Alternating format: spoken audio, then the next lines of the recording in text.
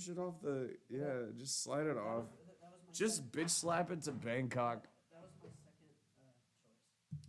So, all right, let's go ahead and try this again. I guess this is like the name of the episode. Man, we're tired, but check this out.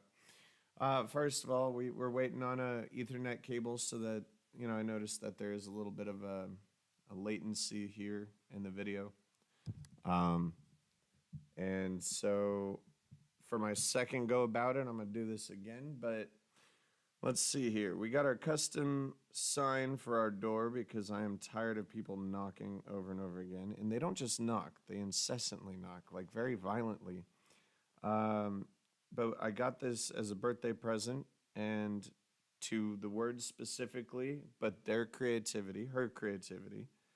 Um, you choose the words, she does the design. It's awesome. It's called Sammy's Lettering. You can find it on Etsy. That's where I guess my mom found it for my birthday. I just said, look, I want it specifically written like this and blah, blah, blah, blah, blah. And she didn't get it. And I was like, no, it needs to be these words. So I have a sign that says, working from home, if you knock unexpectedly, you may not get what you expect. So, and it's beautiful. This is all custom made, has the string and everything, and the hooks should be here today, so we'll be able to put the sign up. And and I do want to once again say thank you so much to Simon or Sync Gaming, Sync Original on YouTube, who's going to be our new producer, or as he in Britain would put it, or in British would put it, what is it?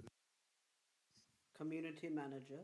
Yeah, community manager. So we got our new community manager, and he'll be here on Saturdays, but not on Wednesdays. So when we're doing our stuff on Wednesdays, which will be our Residential Aliens podcast for the TV show Resident Alien, but he'll be here for Saturdays when we'll do Thought Bubble podcast on a consistent week or day, whatever.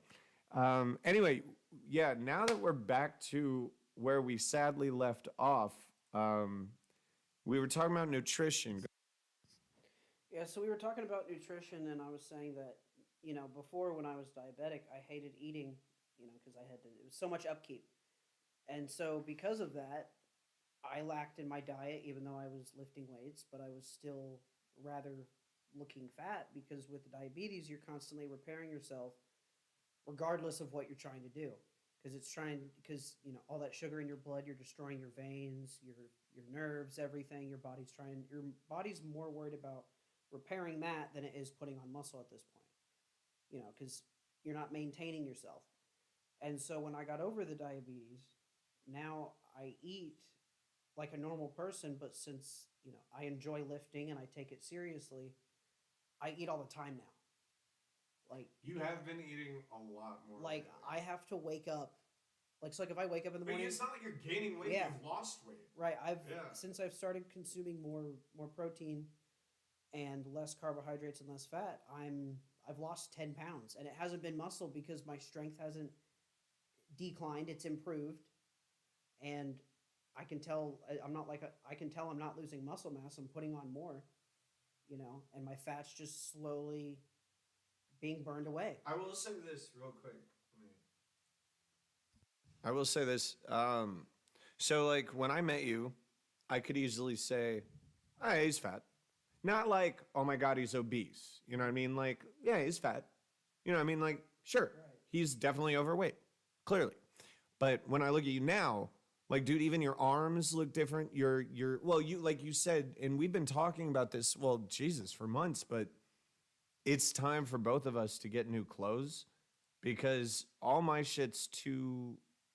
I need new belts. I need new clothes, man. Go ahead, yeah. Mine's either too tight or just isn't the right tightness, like not the right size, it's too baggy. And so it's like I've had these clothes for 25 years and they fit me. And it's like I think I need to change a little bit up so I can look better when I go out. I have clothes that actually fit me. But, like this shirt, I used to wear this all the time. This is fine for me in tightness. I know it's a little bit tighter right now because it's the day after I worked out, so my body's obviously healing, and you obviously get that soreness, so your muscles are popped out. I get it; it's tighter right now, but even afterwards, this will still feel probably pretty snug on me. But there's one shirt I have where I put on, and it was just like it was vacuum sealed on me, and I was like, okay, no, this is not comfortable. We were already sitting down in BB Bop eating, and I was like, fuck it, I'll just eat this and change when I get home. But yeah, I've noticed I've been able to put on muscle a lot easier, but also that can be due to my age. I'm 25. I'm starting to hit that point in my life where I'm done physically, and so I notice it. But also with the diabetes being gone, it's like improved. It's where I should have been starting out. So my body's trying to catch up, and it's a good feeling that I'm finally actually healthy because I was healthy to begin with. It was just the fact that I had diabetes. I keep moving your camera for you Mhm. to make it like fit the frame well. But every time you move, you're sitting in an awkward position where you're like you're hiding your body in the camera. So now you're fine. Like I see everything. I see the wall like perfect Mhm. to decorate when we're ready to do that. But like you had your elbow like really yeah, no, the other one. Your other arm was like this and then the camera the Mhm. so you looked like a stick figure. I don't know, it was really weird. No, it's so weird. And then Yeah. since I eat all the time like that, my diet's more varied. But I eat a lot because I need certain things to do have certain functions. Like I need protein for That's what we're talking yeah, about. I need protein for maintenance and building, and then Wait, let me I take in mainly start where this conversation start off real quick. Just when we were sitting in his room, I don't even know why we were talking about it, but well, it came out to why are we eating what we're eating, and he's been explaining like, yeah, I've been eating a lot more. This is why. This is why. And he keeps telling me like, well, I eat the carbs for this. I eat, um, the protein for that. And I was like, no, I get that. So for him, eating, you break it down into like I need it for this and this and this. Whereas I have essentially one meal a day and I only use it for energy. You know what I mean? Like right. I know I can avoid carbs because I don't need carbs. I don't need running energy. I'm very stationary. I don't need a protein. That's like red meat is my go-to, and all of a sudden my body's like, thank you so much, Anthony, for doing this. Whereas you were explaining to me, like, all right, in my case, Anthony, like, well, I do it because I'm gonna be, doing this and this when I go to the gym and yada yada. And yeah, no, I totally noticed a difference too in your eating habits when you started to yeah. Yeah, when I started lifting more, because I did go through a break period because I was not because I was diabetic. It's because remember when my back and knees were so bad, and I had to be on crutches for a week. After that, it still hurt for so long that I didn't go to the gym for a while. Wait, when was this? I don't remember that. This was back when I was still at Kroger. Oh, you might want to hold your mic up. This was back when I was still at Kroger. Uh, Last year, yeah, for like half the year. It was well, it was no, it was yeah, it was at Kroger, but I still had half a year left before I left. But I was there while I was there, I was having knee issues. And one of them was I crossed my knees like this, how I'm sitting, just with my legs crossed, one over the other. And I heard a pop. And then that leg, yeah, that leg like hurt for a while. And then remember, I told you I popped it back into place by accident, and nothing. It was fine after that. I just had a lot of pain for a while. Well, because I was still having that pain, they put me on crutches for 2 weeks. And I couldn't go to work because my work wouldn't let me stand on crutches or do anything like that. It was a 2 week break. That was nice, but whatever. And so I came back. It was still hurting, but it was a little bit better. I had to wear that mobility cast on it when I went to work for like another month just because it still hurt. It eventually got better, and now I'm able to go to the gym again, but that's why I took a break from going to the gym. And because of that, I put on weight. And then when I started going to the gym again, it was just like my body was like, good thing you started now because you didn't really lose anything. Like I went down on my lifts a little bit, you know, but not so much to where I was like, damn, I should have been, working out. And then I caught right back up, and now I'm climbing like every time I go to the gym, I'll go up either a couple pounds or 5 pounds on each lift. It's just like I can tell the nutrition I'm giving my body is working. Because yeah, because yeah, I'm even more energy. I found out I just lost 10 pounds in 1 month, but I feel like I've put on more muscle in that month. I've just lost all that fat, and so it's a great feeling to have more energy because then it's like my days off when it's summertime. I'm gonna be wanting to ride my bike, go out and have fun that way instead of being like, oh my god, I'm tired. You know what I mean? Wait, so real quick, I'm curious. You wanted to show me something, and it's just staring at me in the face, and I'm really curious. So it's from that looks like Joe Rogan. Is that Joe Rogan? Yes, Like a that is. younger Joe Rogan? That's Joe Rogan. Okay, let me see. So let's see if this works. It should be able to, the audio should just come through, but if it doesn't, I'll be able to see it. Let me go ahead and get it set up here. All right. Oh,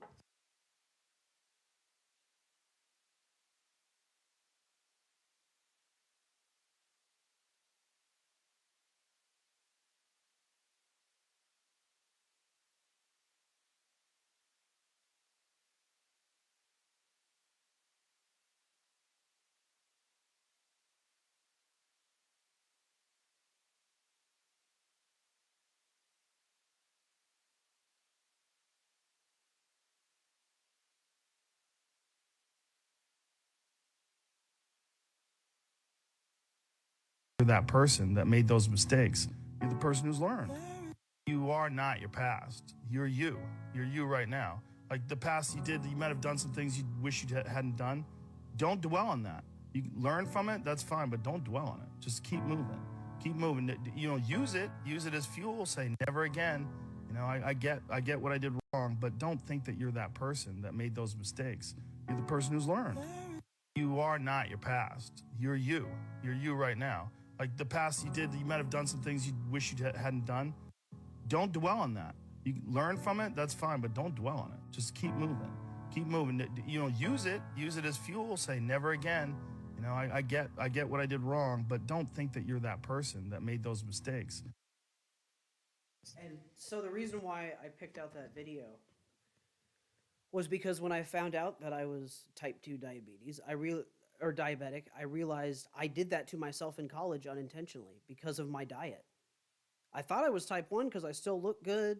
And even that doctor back then was like, yeah, you're type 1, all because I was skinny and I was lifting weights. And they're like, well, there's no reason for you to be diabetic. But now that I realize my diet was so shitty in college, that's why. And so even though I should have been eating cleaner, but I couldn't afford to, back in that time, I realized I was doing some things wrong. And now that I've changed my diet, I'm off the Ozempic. Like I have no need to take that anymore. I'm having more energy. I have less days where I'm like, you know what I mean? And like when I eat, I actually have energy. I don't just eat and I'm still tired. That's the difference. That's how I've known I don't need that medication anymore because I'm off of it and my body's reacting normally to what it should do when it takes in food. Have more energy, not be tired. so I mean, that was an interesting clip, and I had to watch it a couple times just to, because at first I was like, all right, we got it working. Now let me watch it. But like, I mean, it's very interesting that was your takeaway because I think that what he said affects everyone differently. You interpreted it for health. That's why I take my health so seriously. And that's why I'm into lifting weights. I take it so seriously to the point to where I go 2 days a week, no matter what. Unless there's extenuating circumstances where I can't go, fine. That happens every once in a while. But I do not give myself an excuse not to go to the gym. When I first moved in, yes, I did that a lot. Then I realized, hey, look, you're trying to have a new lifestyle. Go to the fucking gym. And there was one day where I was absolutely tired after work. And guess what I did? I went. I didn't feel like driving. I took an Uber. Fine. I went. I lifted. I felt 10 times. I felt 10 times better. So what I was gonna say is actually because he talks, the first keywords that I picked up on right away was we all do things in the past that we regret, right? Right. And we've already been over what I've done in the past. And I don't think I still have forgiven myself. And I don't even think I've forgiven myself for shit I haven't done. Right. You know, these ideas embedded in my head that I'm in trouble for no reason. Like, but he's right. It's like, dude, shit happened. But the question is, what are you doing now? Which is what you're saying. What am I doing right now? Right. And I'll tell you, I know exactly what I'm not doing right now. And I know what I'm pushing to do now. Right. And really it's about maintaining and improving at work. Improving this studio and what this dream means to me, and building a home that I want to live in essentially for the rest of my life. But anyway, yeah, go ahead. I'm sorry, but yeah. But I mean, my goal ultimately is, to move out eventually and have my own place. I know I'm, 10 years younger and 10 years behind, so to speak, but You're on track Yeah. people should be. right. But Yeah. my, like, I'm I've, late to the I, game. I even want to do it to where I want to move in with one of my friends who I know is stuck at home, who I know can benefit so much better. Yeah. Because him, wouldn't be good. I'm saying, push you. here, hold on. He's a wonderful person. I'm saying when I get to that point, so then I can help him. Oh, yeah, Yeah. yeah, yeah, yeah. I feel you. I feel you on that one. Yeah, yeah, yeah. But he has to be ready too. Right, you know right. What I mean? Well, Yeah. that's why I keep telling him, I'm like, dude, please just try to make a savings if you can, and when you're ready, let me know. You know what? This is. Let me cut in real quick. Yeah. So this is actually something really big. I'm saying this in total honesty and sincerity as I wear a Luigi hat, but Sorry, I got some water in my eye. and I'm making him cry. Yeah, exactly. But Water see, my sunglasses. but at least you got the Nalgene. But no. So this is something really like you said. Oh, I know I'm 10 years younger than you, Anthony. But here's the thing. I'm old to the game. You know, because of my life, I didn't really have the mental opportunity to look. I'm actually grateful for this, but I think about some of my closest friends throughout my life. They've already been married. They've already been divorced. They have, what's that? Which one's the fan? I actually don't know if the fan got any of them. Turn up. I know that just up. Yeah, they're just up. No, I said up. There you go. So I'll just pull it. Short stack. No. So honestly though, I can reach it. no, I know you can. I'm just fucking with you. But so I'm about to be 35. You're what? 25? 25. Okay. So I'm now established in a home. You know what I mean? Like I have created not a house, not a place that I live. This is a home. So, and that's great, but it took me a while. But here's what I really am grateful for being late to the game, is all these people that that I'm friends with. I mean, I look at a lot of them, and they have kids, and they have exes, ex-wives, ex-fiancés, ex-kids. No, I'm just kidding. That'd be weird. I don't even know what that means. What's an ex-kid? No, let's not think about that. But dude, I don't have any of that. I get to focus. I had my 10 years of I was killing myself, I was hurting myself, but now I get to take everything very seriously, and I have to play catch up. But I also didn't get involved in those situations where I don't have kids. I don't have, yeah. Anyway, if you want to, I don't know. For me, it was a life of getting by for 25 years and needing to, move out, be on my own, take my own responsibility, because I didn't care. Like, I felt bad that I was leaving my room in a mess at my mom's house, but at the same time, I didn't really care, because I was just like, well, I'm living at my mom's house. I'm paying not so much rent. I don't really have a lot of responsibility. And plus, it got to the point to where I was just like, I felt like a kid. I really did.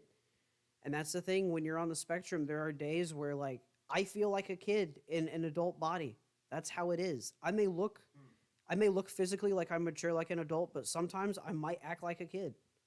More more often than a normal 25-year-old would. So I was actually going to say that might be true. And I was going to point out that even if that is true, a really wonderful thing about you is today is a perfect example. Is you may not have, so when like you were just saying like, hey, there's shit on the kitchen counter, I need a place, because we have a small kitchen counter and I need a place to blah, blah, blah. And, we're in and out of there so frequently, it's like, okay, I didn't catch that.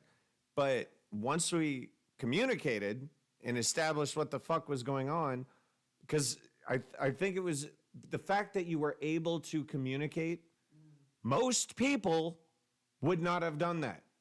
And I actually read and saw the message you put before you deleted it, and I was like, "That's cute that he deleted it." And it's nice that he thought of that, because I saw how it was worded, and already I was like, "Huh," you know what I mean? Right. But you deleted it, and then you rephrased it, but then I was still confused. But then we figured it out, and that's okay. I'm gonna say this. I don't care. If you want to call this sexist, I don't give a shit. But men sort their shit out so much nicer than women.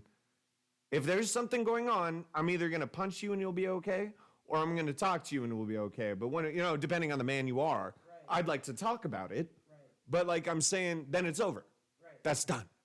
But whereas women just will hold weird grudges that you don't even know exist. Yeah. Sorry, go ahead. Yeah. Well, yeah, that's why I was like, I feel like there's no communication, because here, the way I saw it was, I've lived with ADHD, a young version of it. My sister, she has ADD, whatever. But anyway, she's whatever form of that is, she has it, and all the time, even like my last couple months moving out, it was so weird. I noticed it more. She would leave like packages sometimes open. There'd be no food in there; it'd be empty. But like she'll leave it on the counter or leave it on top of the freezer with the big knife, or with the big knife, or with something that should have been put away. Yeah. There'd be scissors on top of the freezer and an empty box when I'm trying to get into the freezer to grab something. I would have to pick it up, put it away. I'd tell my mom, be like, "Hey, Mallory left that. Can you have her pick it up, or can you pick it up?" It got to the point to where now that I'm moved out, I don't want to deal with that anymore. So, real quick. Yeah. So just as the name, honestly, this is how I've been feeling.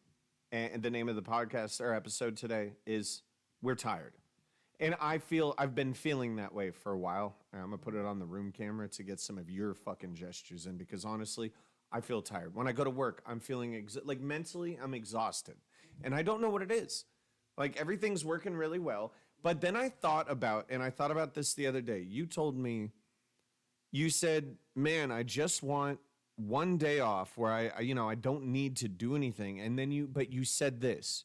You said, but maybe that's the point, is maybe there is always something that I get to, or at least that's how I'm now picturing it, is it's not something you have to do. It's something that you should want to do, but it does take work. You know what I mean? So I'm really working my ass off trying to get this shit working. And it's not easy, you know what I mean? I'm choosing, and so then I bring that exhaustion into work, and it's like, yeah, it accumulates, and then like I just noticed, your attitude one day was like, okay, he's off today. Maybe we should have a podcast on Wednesday, you know what I mean? Like, let's talk, because all I know is I'm staying positive, but I'm exhausted. Yeah. Yeah. For me, it's exhausting for me to stay positive, especially when you have to fake it. It's exhausting. When you have to fake it at work. But the reason why I was so just not interested in what you were saying is because I was already having a shitty day. I was already having a shitty day at work, and on top of that, I felt like I was going through a little grief from moving out. Like, where I'm at now, I'm like, I miss living with my parents, but at the same time, I'm glad I moved out. So let me which I never thought I would have that feeling. I thought it was just going to be like, okay, I moved out. I'm happy. I'm good. I'm detached. But it's like, it's taking time, and it's just like, I have to let myself go through it. And eventually it'll be like, oh, I'll probably never think about, going over there. I mean, I'll go over there, but I won't think about constantly, hey, should I be at home? Should I go? Need to be there right now. Right. Yeah. And it's like, it's so weird because I don't see my brother anymore. Like, he's at home. He's Well, you'll doing see high him school. here when he comes Right. along. Well, right. But I mean, like, I'm not going to see him that often. Or if I am here, I could be on a bike ride or whatever. But like I can't wait till summer because then my days off are going to be free of going on my joyrides. I fucking can't wait. Oh my God, dude. I'd ride around Fishers and Noblesville for 2.5 hours, take a lunch break, go back out for another 2.5 hours, come back 5 hours later. Like, dude, I just crank my music. I got no windows, no enclosed space. It's loud. Deal with it. I'm having fun. I'm not hitting you or distracted from driving, I'm just having fun. I'm not hitting you. Right. But, it's just, I used to do that when I was younger. I enjoyed it. I had to stop doing it for 2 years because I had to get my bike fixed and the whole COVID thing, messed up the transportation lines. And it's just like, or, the getting the parts and stuff. And I want to get back into what I enjoyed because I was going to eventually go from riding a bike or riding a motorcycle to going to either a bigger one or getting a car. I want to turn your chair facing the camera. Actually, I wonder if it'll pick you up a little better because right now you're kind of out of focus. Because No, like literally turn. Don't go that way. Okay, this is. no, gonna be go this way. No, I like. Okay, you've already fucked it up. So scoot that way because you'd have to re-scoot back to where you were. Keep going. Now turn, pivot. Pivot. Hold on, I'm too close to the. Yeah, I don't know why you didn't bring your chair. Your chair's would have been like because it swivels. You know what I mean? Right. Yeah. Well, now you're totally off the camera. That's what I was saying. Just let me grab the chair real quick. Okay. Yeah, like this. Here. Just. Oh. I'll use that for my back. Oh. I was like, how the fuck did it? Yeah. See, now you're perfect. Yeah. No. So okay. Why am I purple? Huh? I turned purple. So I feel like I've been going through the stages of grief from moving out from being at home for 25 years, because I'm finally out. I'm finally, on my own in a sense. And it's just like, it's weird, but a good feeling, And it's like, yeah, I stress about some things. I keep my, luckily I've been raised to watch my money, so I keep my financials very, I monitor them and I keep them in check because I'm, I just moved out. I'm still building my savings. Every week I save something, unless something happens where I have to spend a little bit more money, and let's say there's not enough for me to save, because I only save, let's say a couple hundred at a time if I do that. But I only do it to a certain amount. It has to be a certain amount to where I say, okay, that's good enough for savings. If it's a couple bucks, I'll roll it over to next week. You know what I mean? Yeah. So let me just on the. Can you mute that? Yeah. Just honestly on the subject of being exhausted, and I'm dead serious, and I know you won't be able to connect with this. I was able to talk to Simon about this a little bit, and I think he understands partially, but you understand that being an empath is a thing, right? Yeah. It's obnoxious, okay? I am in. No. Well, I'm saying I'm. You're empathetic. Yeah. No. You understand empathy. That's totally different, though. No, I'm. Remember when I. So no, I. Son of a hold on. bitch. So I consider myself an empath, but I'm just now learning because, like I said, I'm learning the skill that you are right now. I'm learning it as a skill because I've touched into spirituality. Oh. That's okay. why I play those binaural beats at night to help me go to sleep. I've been using lucid dreaming ones. So let me explain the level in which I have to deal with. Because when I say I'm tired, I'm not fucking kidding. Every time, a perfect example was when you and I were talking about the work, the funny story at work. I was so concerned. Here's where my brain went. Ben is not having a good day. I now feel Ben's pain. That is not something I can just turn off, on. I now feel whatever I think you are feeling.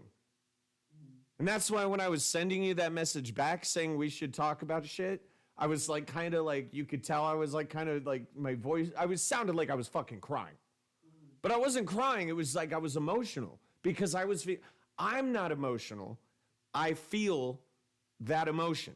So when I'm talking to customers and they're upset, then I get upset. But then I remember, like, that's different. I force myself to turn them off. But like, I have to deal with that shit all day, every day. I feel what other people feel, and it's not fun. So since I'm learning it as a skill, like I've told you how my brain works, I can turn that skill on and off. I can choose to use it or not. You know, when I have it on and I'm using that empathic skill that I've developed or I am developing, I pick up on my friends a lot more. I only use it around people I care about. If I'm at work, I don't really use it because it's just something extra that I have to deal with when I'm already worrying about. When I'm worrying about A, B, C, D, E, and F for whatever I got to do. I know. Call criteria. Right, and so I keep it tuned down. And then when I'm around friends and I want to have a good experience, That's it's turned on because think of it this way. Whenever I get in the car with Finn or John or Anthony, whoever I'm traveling with, I pick up on it almost instantly. Like I can tell like John wanted to hang out one day, but he was kind of just upset for whatever reason. I was like, dude, hey, is anything going on? You want to talk about it? We talked about it, and then it was like the rest of the day was just fun. We each had fun, like we had a good time hanging out together. And I even on one of our previous podcasts, they mentioned it. I was surprised they mentioned it because I didn't think they noticed. And they're like, yeah, you changed from complaining about yourself to addressing our problems, and then we have fun. Mm-hmm. And so it's like, all I do is I text them sometimes, and they're just like, yeah, I'd love to come over. Let's hang out. Yeah, Shit. No, I'd say overall, I mean, it looks like you're transitioning in pretty well. You seem comfortable. That's good. Maybe sometimes too comfortable. I'm glad I got you the water bottle.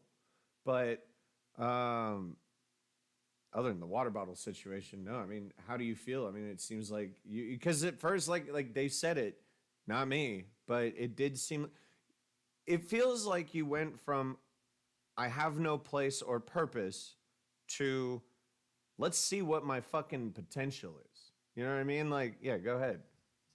Well, like I said, when I hit rock bottom that one day, what was it, a year ago almost? It's almost, dude. I've been with this company almost a year. Well, I'm saying when I hit rock bottom. Same idea. Yeah. It's been almost a year since I hit rock bottom, and I think after that, I slowly woke up to the fact that I need to change. And I was changing, but at home, no one really noticed. And then when I finally was able to move out, I was able to take control and prove that and be who I am and not hide who I am, because I used to do that when I was younger all the time, to fit in, and that's not the right thing to do. And I've learned that, and now I have a place to where I can be myself, where I'm comfortable, and I can be who I am and do what I need to do, and I'm able to maintain my life better. I have control of my life. I haven't had that for 25 years. I've had little control, but not, And freedom. You have a right, little freedom. more space to figure out who the fuck you are. Right. And like, if I need to go somewhere, I go somewhere. I mean, I was able to do that for a while, but like sometimes if I needed to go somewhere and my mom would offer me to give me a ride, I'd say sure. But then she'd take a half hour before she'd leave, and I'd be like, I thought you wanted to leave right now. You said you were ready, and all this, little things that just communication needs to improve. But at the same time, it would happen so often, I'd just be like, okay, there's no point. Mention it, let her do her thing. We'll leave when we leave. But now it's like, if you get, now I have great communication with Anthony. That's why I ask those certain questions where I'm like, hey, what time are we leaving? As long as Yeah. If you tell me we're leaving at 10 o'clock, I'll be like, all right, that means I'll wake up at 9, or I'll wake up at 8, or whatever. And it's like, I do that so I know that I'm up and ready. Because if I just wake up, like this morning, you saw me, I just woke up. I heard you and I was listening, but I wasn't fucking paying attention. Your eyes look dead. I was, yeah, because I was like, my body's like, eat. Your brain's not on. Eat. Real quick. You looked like you. It was weird. You looked like you were 30 pounds under the weight you normally are. Like you looked zombified. Like you didn't look like you at all. You looked like a skeleton version of you. And I was like, I'm gonna ask him if he wants to come with, but judging by his eyes alone, the answer will be no. And you didn't even need to tell me. You were like, well, it's not that I don't want to, but if I do, and I was like, you'll slow me down. Like I could finish that sentence for you. It's like, yeah. Because you know when I go shopping, it's like, dude, I want to go in, out, done. And of course, I still ran into a fucking fire truck and police, and they can't hear you. Go ahead. I try to do that, but I haven't done my own shopping, like actually shop for my own groceries in 25 years. So like I would have to figure out the store. But now it's like I just get my shit delivered sometimes. And I'm okay with that. There's my shit. I just put it away in the fridge. I'm done. Why not? Hey Anthony, I went shopping today. What? You didn't even leave the house? Yeah, I know, right? Well, you got a 3-wheeled bike. What are you gonna do? Like, well, you could always attach it to Well, your little, no, actually- basket. or your No, I'd wear a big backpack. There's backpacks I get that are positioned upright, so it's like lined up with your back, so it's not like sagging off the Sorry, bike, and then you can put your groceries in there. I actually took a picture of my notes. I totally forgot that I took notes, but I did take pictures of it. But also that's kind of inconvenient to take it on your bike because then you have all that extra weight, and then if it's windy, it's going to take. No, with that bike, like it's if you have too much stuff on it, you will move slower. If it's too windy, you will move slower. You would have to. Well, sure you'd move slower, but that would just mean that at least you're weighed down to the. It's not like it's gonna fly anywhere. Well, no. What I mean is like, I don't want to have to deal with that. I want to get home as soon as possible. I mean, and plus it helps me not to impede traffic that much, and all that stuff. But I just, I prefer not to take anything on there unless I'm already out and I'm like, oh, I need to go shopping. Sure, I'll find a way. All right, let's. So I don't know if you have any notes that you took for today. I know it was kind of like because we're switching up the scheduling and all that shit. It was just sprung on us, but I do have a few things I was thinking about. Just like I said, while I'm working, I'll just write shit down that I'm thinking about. Go ahead. So originally, when you were talking about Mic up to your mouth. originally when you were talking about if I feel tired, I felt tired more toward the beginning of me moving in because it was like a physical thing too. My body was like, what the hell is going on? Your mic's right in your face. It was just like my mind was like, okay, you're moved out. My body was like, what are you doing? Why are you here? And then as I started paying rent, every week in a small portion, I was like, wait, I'm paying rent every week, in portions. I clearly live here. I'm paying. You're doing everything correct. Right, and So this actually, this is a perfect segue into my first note actually. And this is something really big. So we're going to dive into something really deep, and I'm curious actually what you think about this. And I've touched up on this frequently, but never like in depth with you and the podcast and all that shit. But how negative this is just what I wrote, so let's see what it says without correcting anything. How negative reinforcement has really shaped me into who I am. Not necessarily bad, not necessarily great. Always in fear of being in trouble with something, always looking over my shoulder, and I'm tired of it. That's what I wrote. That's my first note. So I was thinking about that when I was working. Just like always constantly thinking like, okay, like honestly, let's face it, at the end of every week, we look at our numbers and we do great. We're fine. Right. Then why is it that every moment of every day I'm thinking I'm doing something wrong? And I can't change that. Hang on. I can't but this is what I meant by it may not be a bad thing. I think people can come out of negative reinforcement two ways. Being beaten as a child, being, yelled at, yada, yada. You can either, you can accept the fact that you have baggage and that, hang on, just before I lose it, Accept that you have baggage and use it to help yourself and others, or you can be a cunt. You know what I mean? And I guess somehow negative reinforcement worked on me, or at least I'm allowing it to work instead of make me a cunt. Anyway, go ahead. Well, so at work, it's more of what they do is they tell us this is our standard. This is where we want you to be. You're here. Improve. But the way they do it is like you're reminded of it on weeks where you couldn't control, however many appointments you make or you hitting bonus or any of that because of the leads you were given or just the fact the people you were talking to. You're the nicest person on the phone because you have to be no matter what.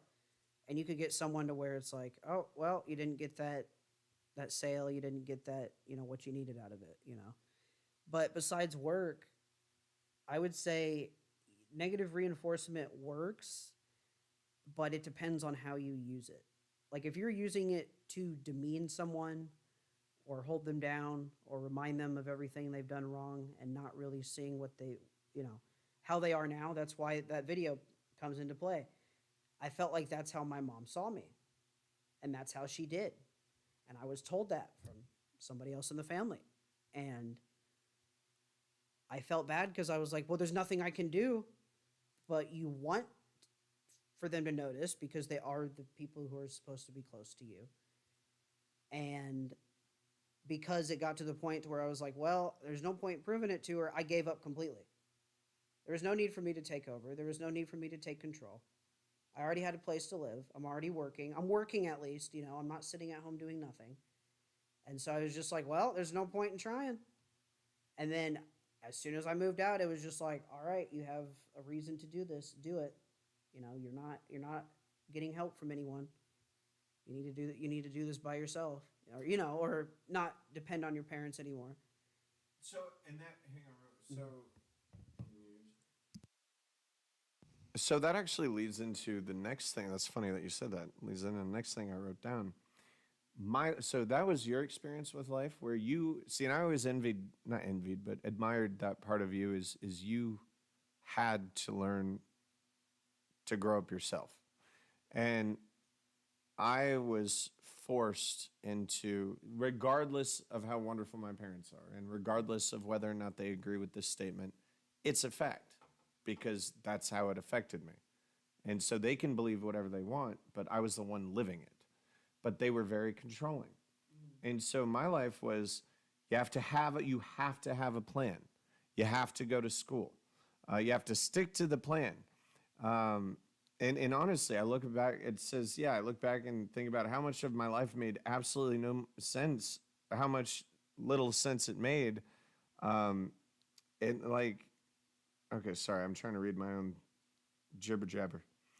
How much of what we do now is what we were thinking about as a kid, what we do. Yeah, so basically put it this way. When I was growing up, I was told, well, your brain works mathematically. So, and you test well in math. So you need to be a mathematician. You need to go into engineering. That was my life. I didn't have a choice. I wasn't interested in it. And to this day, my dad still, I told him this is very new. I told him I'm going to go back to school. I told you that. And what was the first thing he did? And I told him for behavioral psychology. And he goes, I don't know a lot about that. And then 2 days later, he hits me up with an email and he said, these schools are, you can apply to these schools for engineering. They just don't get it. Now, the other thing I put in here was how much of but it's different for you, and I'm curious what your answer will be. How much of what you were told growing up became true as an adult? So what your parents told you, you're going to need to do this and know this when you grow up. You're going to need to do this. This will be, and then what was true and what would you say is just total bullshit? I mean, a lot of things I was told when I was a kid did have helped me now. Like, I learned how to manage my money when I was at home. I started learning how to pay loans and bills because I have loans and bills, but I wasn't moved out yet. No one ever taught me that. Yeah.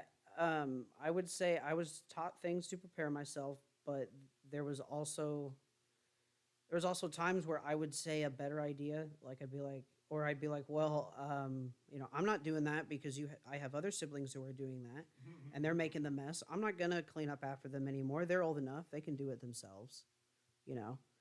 And like I've had to deal with more of doing things for other people who live with me only because they're a little bit younger, but they're old enough to do it themselves, and they've been shown how to do it themselves multiple times. And like my brother keeps up with it fine. There's every once in a while, yes, we all leave a mess. He realizes it. He cleans it up right away. My sister's, she'll just leave shit everywhere. But, I was told like, hey, clean up for them. Yes, I did that when they were a baby. They can't clean up for themselves. They're a baby, they're a toddler. They don't know any better. But now like my sister's almost 13 and it's just random messes everywhere. And I'm like, what the hell? And I have to stop what I'm doing just to clean it up so I can do what I need to do. And it bothers me. And then when that was happening here, in a sense, I was like, I feel like I'm living with my sister. That's what I felt like. That's where my brain went to. Because I've done that for so long, and I thought I was done with that moving out. It was just like, why, what? What's going on? Why, And so that's why I wasn't angry. I was just like annoyed. So one thing that, and then I totally actually understand what you're saying, but one thing that you will have to get used to is shit like that will happen, but the difference is I'm not your sister. So if you're like Anthony, it's getting bad. Now, I hope it wasn't bad. It was just like there's crumbs. We have a small counter. I have to remember that. Now I have to get used to there's another person in the house again. Because I was living on my own for a while. Well, in your defense, you were living with someone who wouldn't even try to help you. Clean anything because if I cleaned it, it would just get destroyed again anyway. Right. There was no incentive. And now you have an opposite person where I'll spend extra time in the morning when I could be watching TV to clean my area. There was probably only one time when I didn't do it because I was already exhausted. Like, I'm not a spotless person, but I'm a clean person, if that makes sense. Well, because there was those one times when I first moved in, I was dealing with work too. I would just make something and go upstairs because I was like, I don't want to spend the extra time cleaning. Because you don't have time. Right. But now I do it. It's just so automatic to where I do it in certain ways to where I could get used to where if I make a small mess, it's just whoop, I'm done. Okay, go upstairs, and then it's done. Because the more clean you keep it now, by the time it's our deep clean, you'd be like, well, hold on, put this real quick. So I totally agree with you. But again, like you said, for the last 2 years, I've had nothing but stacked up dishes, disgusting floor. You realize still, we haven't cleaned the floor since that dude left. Right. Like, that is all his mess. And it's not that I want it clean. It's just every time I look at it, I just think of him and I'm like, why doesn't that piece of shit come back and clean it? Why should I touch this shit? You know what you should be allowed to do? You should be like, look, you need to come back and clean my house after you left because this is ridiculous. I wish legally you could do that because it's like, write it in the lease.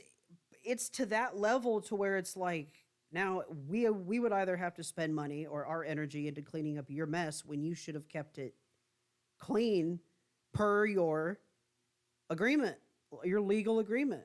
Like my legal agreement says, really, I just have to keep my bathroom and my bedroom clean. Because I'm paying to use those facilities. Yes, and help with the kitchen. Right. Sure. But like, that's it. That's it. And he can't even handle that.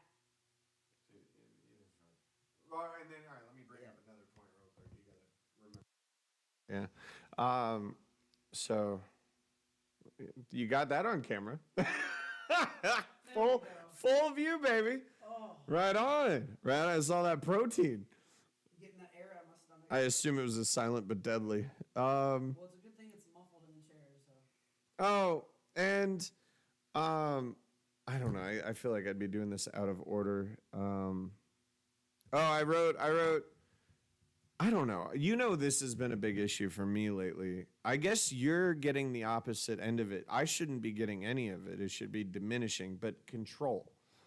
I am getting more and more control in my life when I should be getting less and less. And I'm tired of it. I don't even remember what I wrote, but what control does and has over people, and how it truly holds someone back from what they can accomplish, and it's taken advantage of. Dude, every time I do something with this studio, even I don't want to name names and say people, but you know exactly the person I'm talking about, who honestly wants to do and control everything in this home.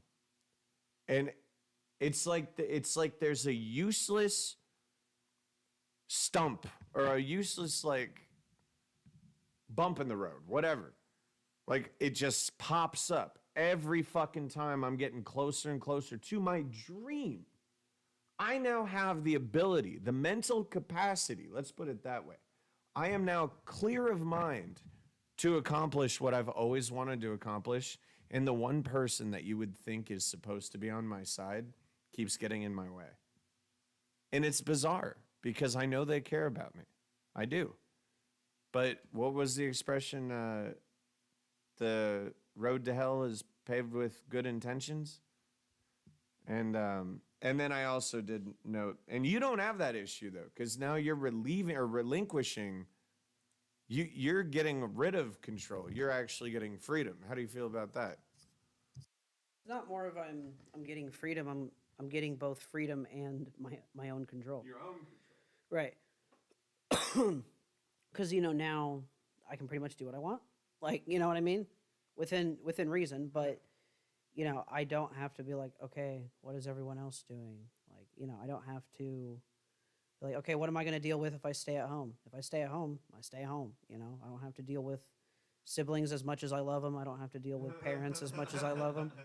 And you would think you wouldn't have to worry about parents. Right. But they exist. Right. And I mean, I can tell they're giving me my space, and That's good. They're not bothering. Do you think they feel?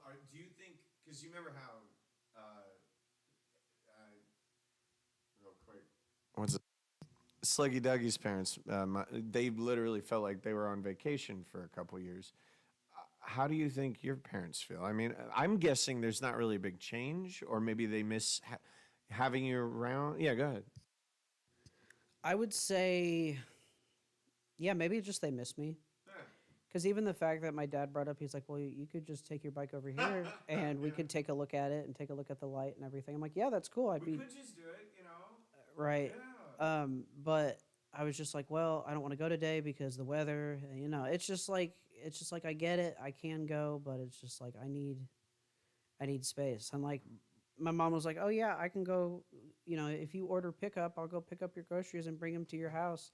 And I'm like, They do miss yeah, I'm like, I said, sure, yeah, you can do it. That's if I ask you, but right now I'm getting used to, I'll give here, let me say one thing. Out of credit, I love my parents. And, I guess the amount of care that they put into how much they care about their kids, it makes sense because we were adopted from horrible situations. So I understand, but it's strange that she's pushing so much now. But I think you just said something that might put my own perspective into perspective, is that she really just does care. But really, it came with costs. You know what I mean? My hand is sliced open, has scars now forever. And yeah, you've been here, you heard. I think how she cared, like, in the beginning when you're raising a child, there's obviously in the beginning, you don't. No, God did not create anybody because in my eyes, God doesn't exist. But that's a different story we've addressed on a different day. But anyway, as I was saying, I feel like In the beginning, there was Grogu. I feel like how she was treating me was the best she thought Your mom. she could do for the situation she was in. Sure. And I saw that a lot, and the decisions were very reasonable because even when I was getting older and I was old enough to make my own medical decisions, I'd still ask her. I'd be like, "What should I do?" Some things I handle right away in my own doctor's appointment. Sometimes I say, "Hey, I'm gonna wait. I'll let you know. I need to talk. I need to talk to someone." And so I would get perspectives from both parents, and sometimes I'd make a decision right away. It seemed logical, and it would be fine.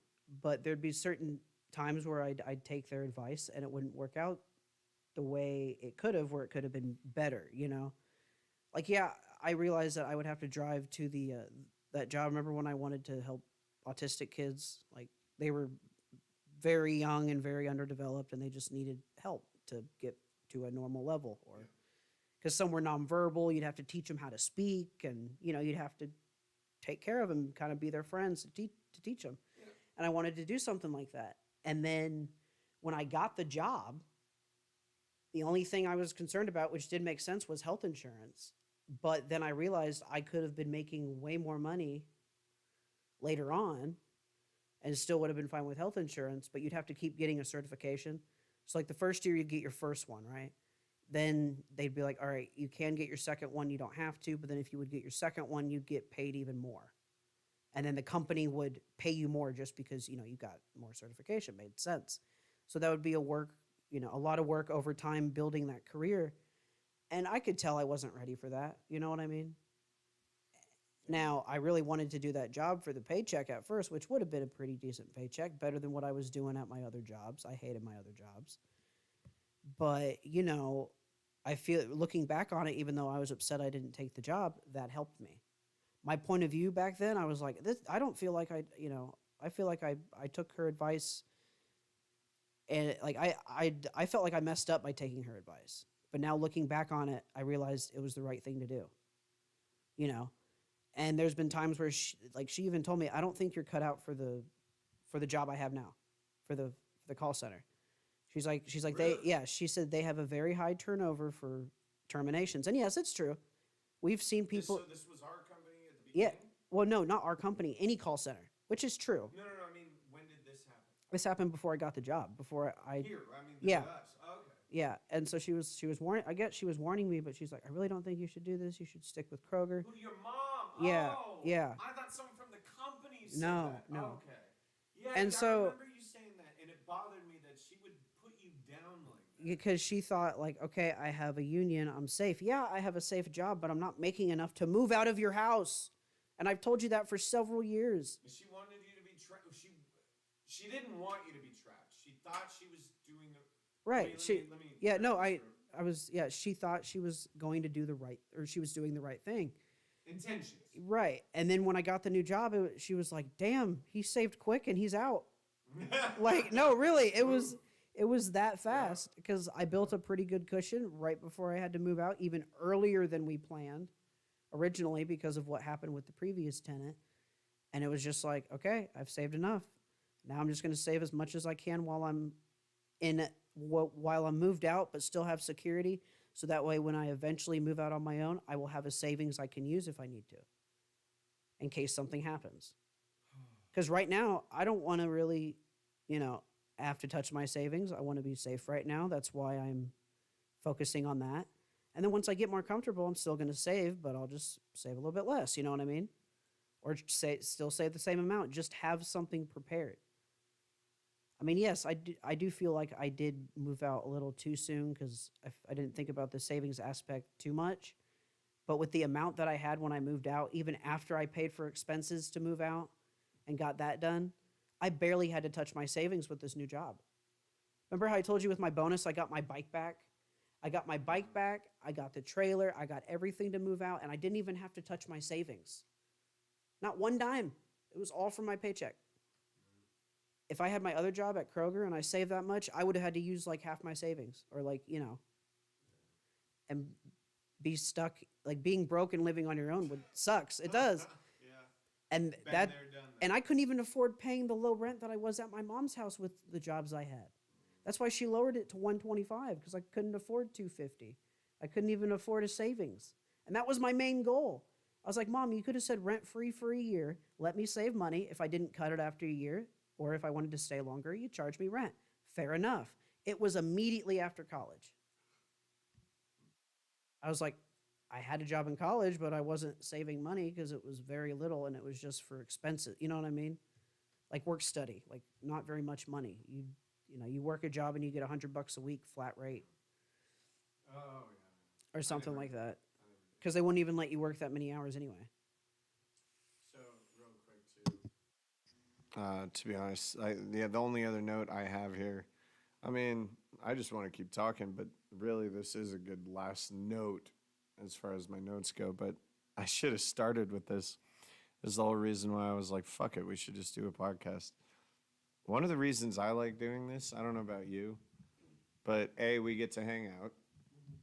B, to me, it's kind of like therapy. You know, like it is. Are you gonna fart again? You're farting again. Either that or you think my idea is really interesting. I wish we caught that smile on the camera, but Just my body doing what it needs to do. just your body doing what it needs to. Oh, there you go. It's a natural bodily. It's a natural bodily function. It just happens. No, anyway. That's what my teacher told me. I was a 2-minute long fart. And everyone said, "Ew, that's disgusting." And my teacher just Like, it's natural. all he says is, "It's a natural bodily function. Be quiet." And that was the end of it. Everyone was like, "Oh god." Oh man. And I he's mean, like, "Okay, maybe yeah. I need to open the door." But after that, everyone It wasn't that natural. It was mostly natural body function. All right, But it was just- mostly. basically, he probably said "good one," and I'm just gonna shut everyone down. I'll never forget. It was. I was homeschooled for 7th and 8th grade, and by a teacher, not my mom, but or dad. But I held this fart in all day, and so my mom came to pick me up, and I got in the car, and I said, "Thank God" to her. It was in park. It was and I said, "Thank God," and it was like.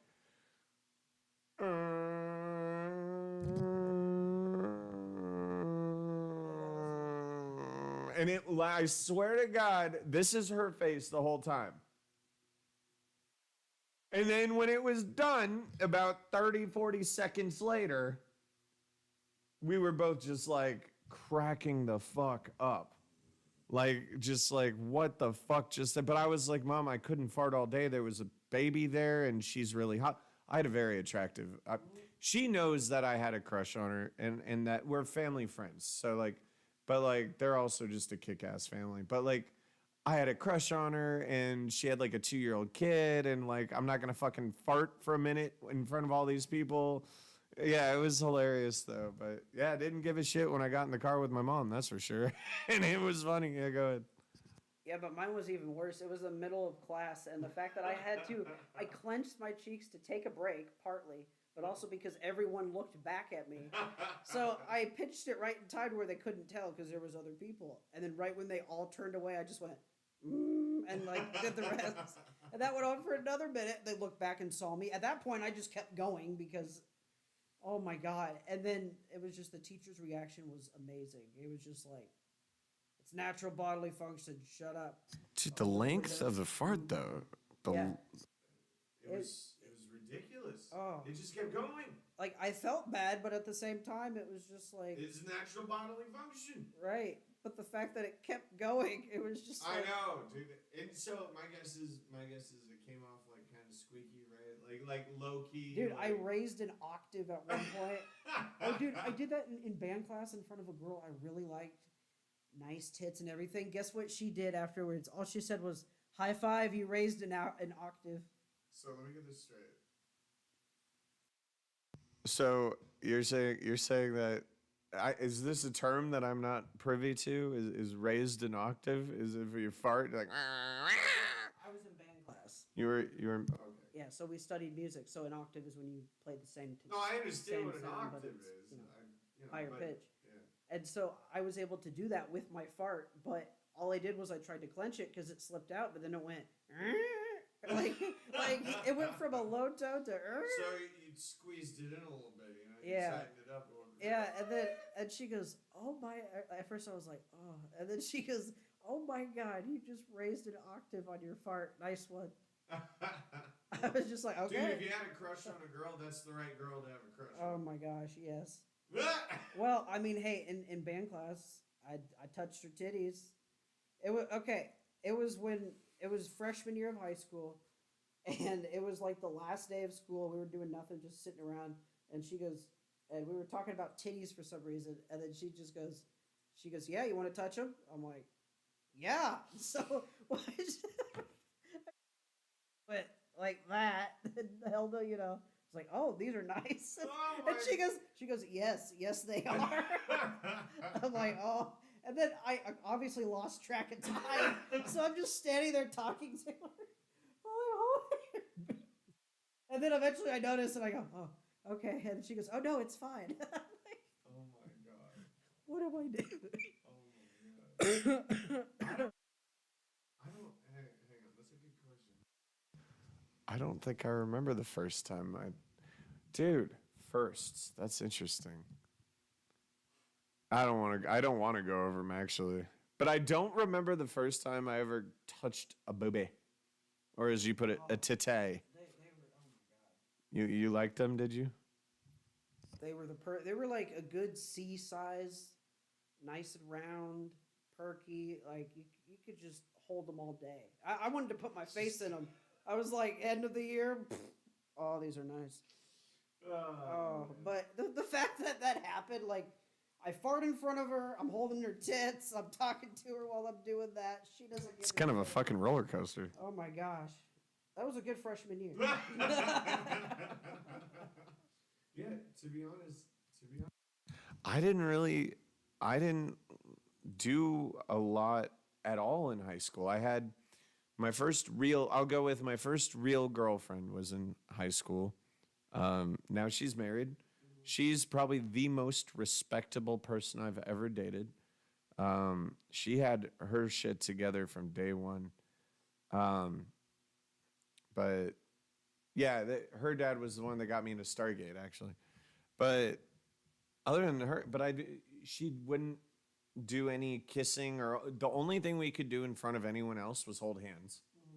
We never had sex. We never kissed in front of people. We never hugged she was very private, very whatever, but also very, like. And the funny thing is, and I didn't give her name, so I can tell this story.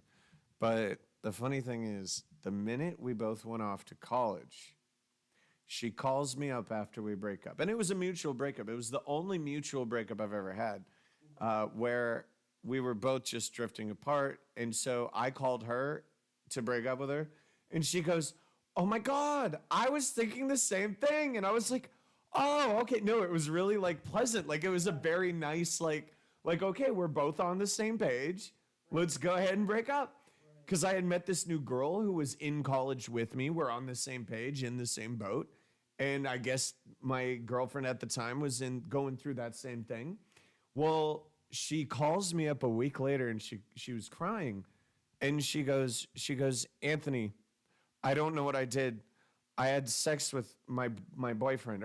No, it wasn't even her boyfriend at the time. I had sex. I just met him and I had sex with him. What did I do? What did I do? And I was like, well, Tori, it sounds like you lost your virginity. I don't know what to tell you. Like, congratulations. And I had to talk her down from this strange fear, but her parents are very, very, you think my parents are conservative?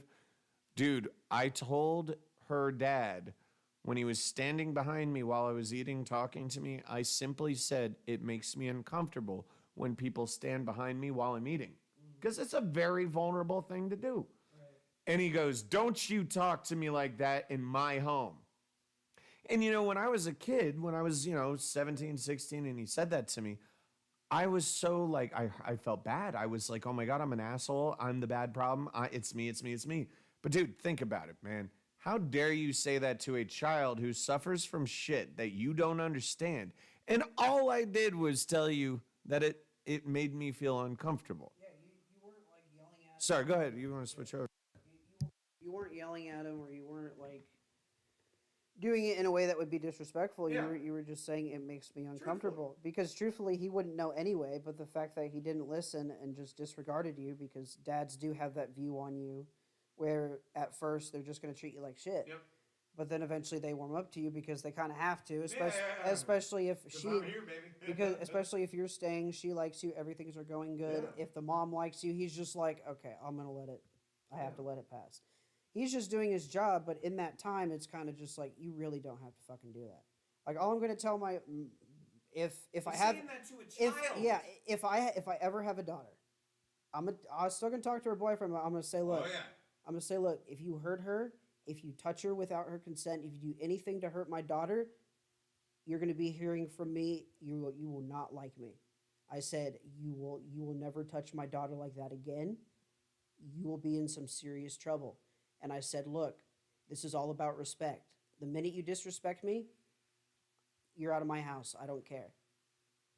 You need to keep this. You know, I was like, look, you know, I'll be honest with you. I'll be like, look, I can't stop the fact that you guys are gonna have sex eventually. But if she says no, I better not hear from her otherwise. You know what I mean? Like, it needs to be treated in a way to where it's safe and no one's gonna get hurt. It's mutual. That's it. Now, obviously, if she's like really young and she has a boyfriend, I'm not gonna give that talk, you know. But in terms of keeping my daughter safe, yes, that is like, you know, I'm gonna treat her like that. She is mine. She is my princess. I'm going to protect her. But you disrespect her or do anything like that that's going to hurt her, I'll call my fucking uncles. I'll call my dad. I'll call all of her family. So this is an interesting. I've never noticed this about you because you've never brought this up before, but you just said your words. You said, then I said, then I said, then I said. You've thought about this. This isn't. See, I've thought my whole goal in life, or at least what I thought, now I believe my goal in life, my purpose on life is to help people any way I can, anyway. Even if it's selling what we sell at work or doing the podcast, whatever. But my whole goal in life originally, and it still really is to have kids, have a family. And I have had nothing but time to think about, you know, like I said, all my friends are divorced, already have kids, but I get to hear all these stories. I get to watch how I've been grown up or raised, how you've been raised, how my friends have been raised. And I've had nothing but time to think about that. And to be honest, it's really that simple. Like if I had a son or daughter, but really, yeah, you're right, a princess, a daughter. If you have a little girl who is more susceptible to being more vulnerable, more used, more abused, more anything, I think the conversation is just that simple. It's like, look, I don't believe in treating kids like Yeah, I'm not puppies. I'm gonna have a serious conversation with him, but I'm not gonna disrespect him or act like a jackass toward him.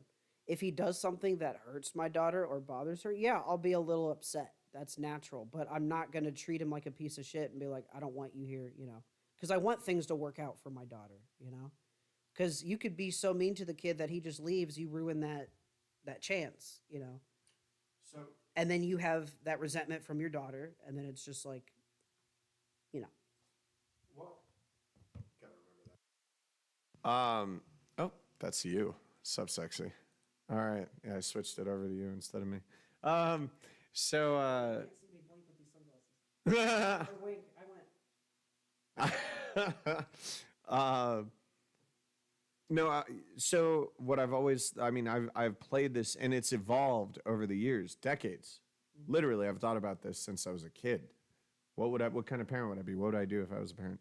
And things like that, you know, like when boyfriends are introduced to the game, it's like, all right, look, and I do believe this, and it's still true to this day. When I used to babysit, when I was an actual au pair to a family, family of four, and a beautiful dog who's getting old, but I miss Kelly. But one thing that remains true is I will talk to you the way I talk to now. I'll use language slightly different. You know what I mean? Like, because you won't understand if I use obsequious words. I don't even know what obsequious means. I'm just using a big word. I can't remember what obsequious means. But sure, yeah, I'm not even sure. I might have gotten lucky. If I got lucky and used the right word, cool. But I just pulled a word out of my ass. Context clues, but that. Yeah, exactly. Or doesn't obsequious sound like it means mysterious or confusing or complicated? I don't know if that's a real word. But my point is, Add it to the Anthony Dictionary. that if it's fake, I'm adding it to the Anthony Dictionary. It's getting big, by the way. It started with me and Francesca, but now it's growing. No, but really, I talk to children the way that I believe they deserve to be talked to. If you're 8 or 9 years old, guess what? You have a pretty fucking smart brain in there.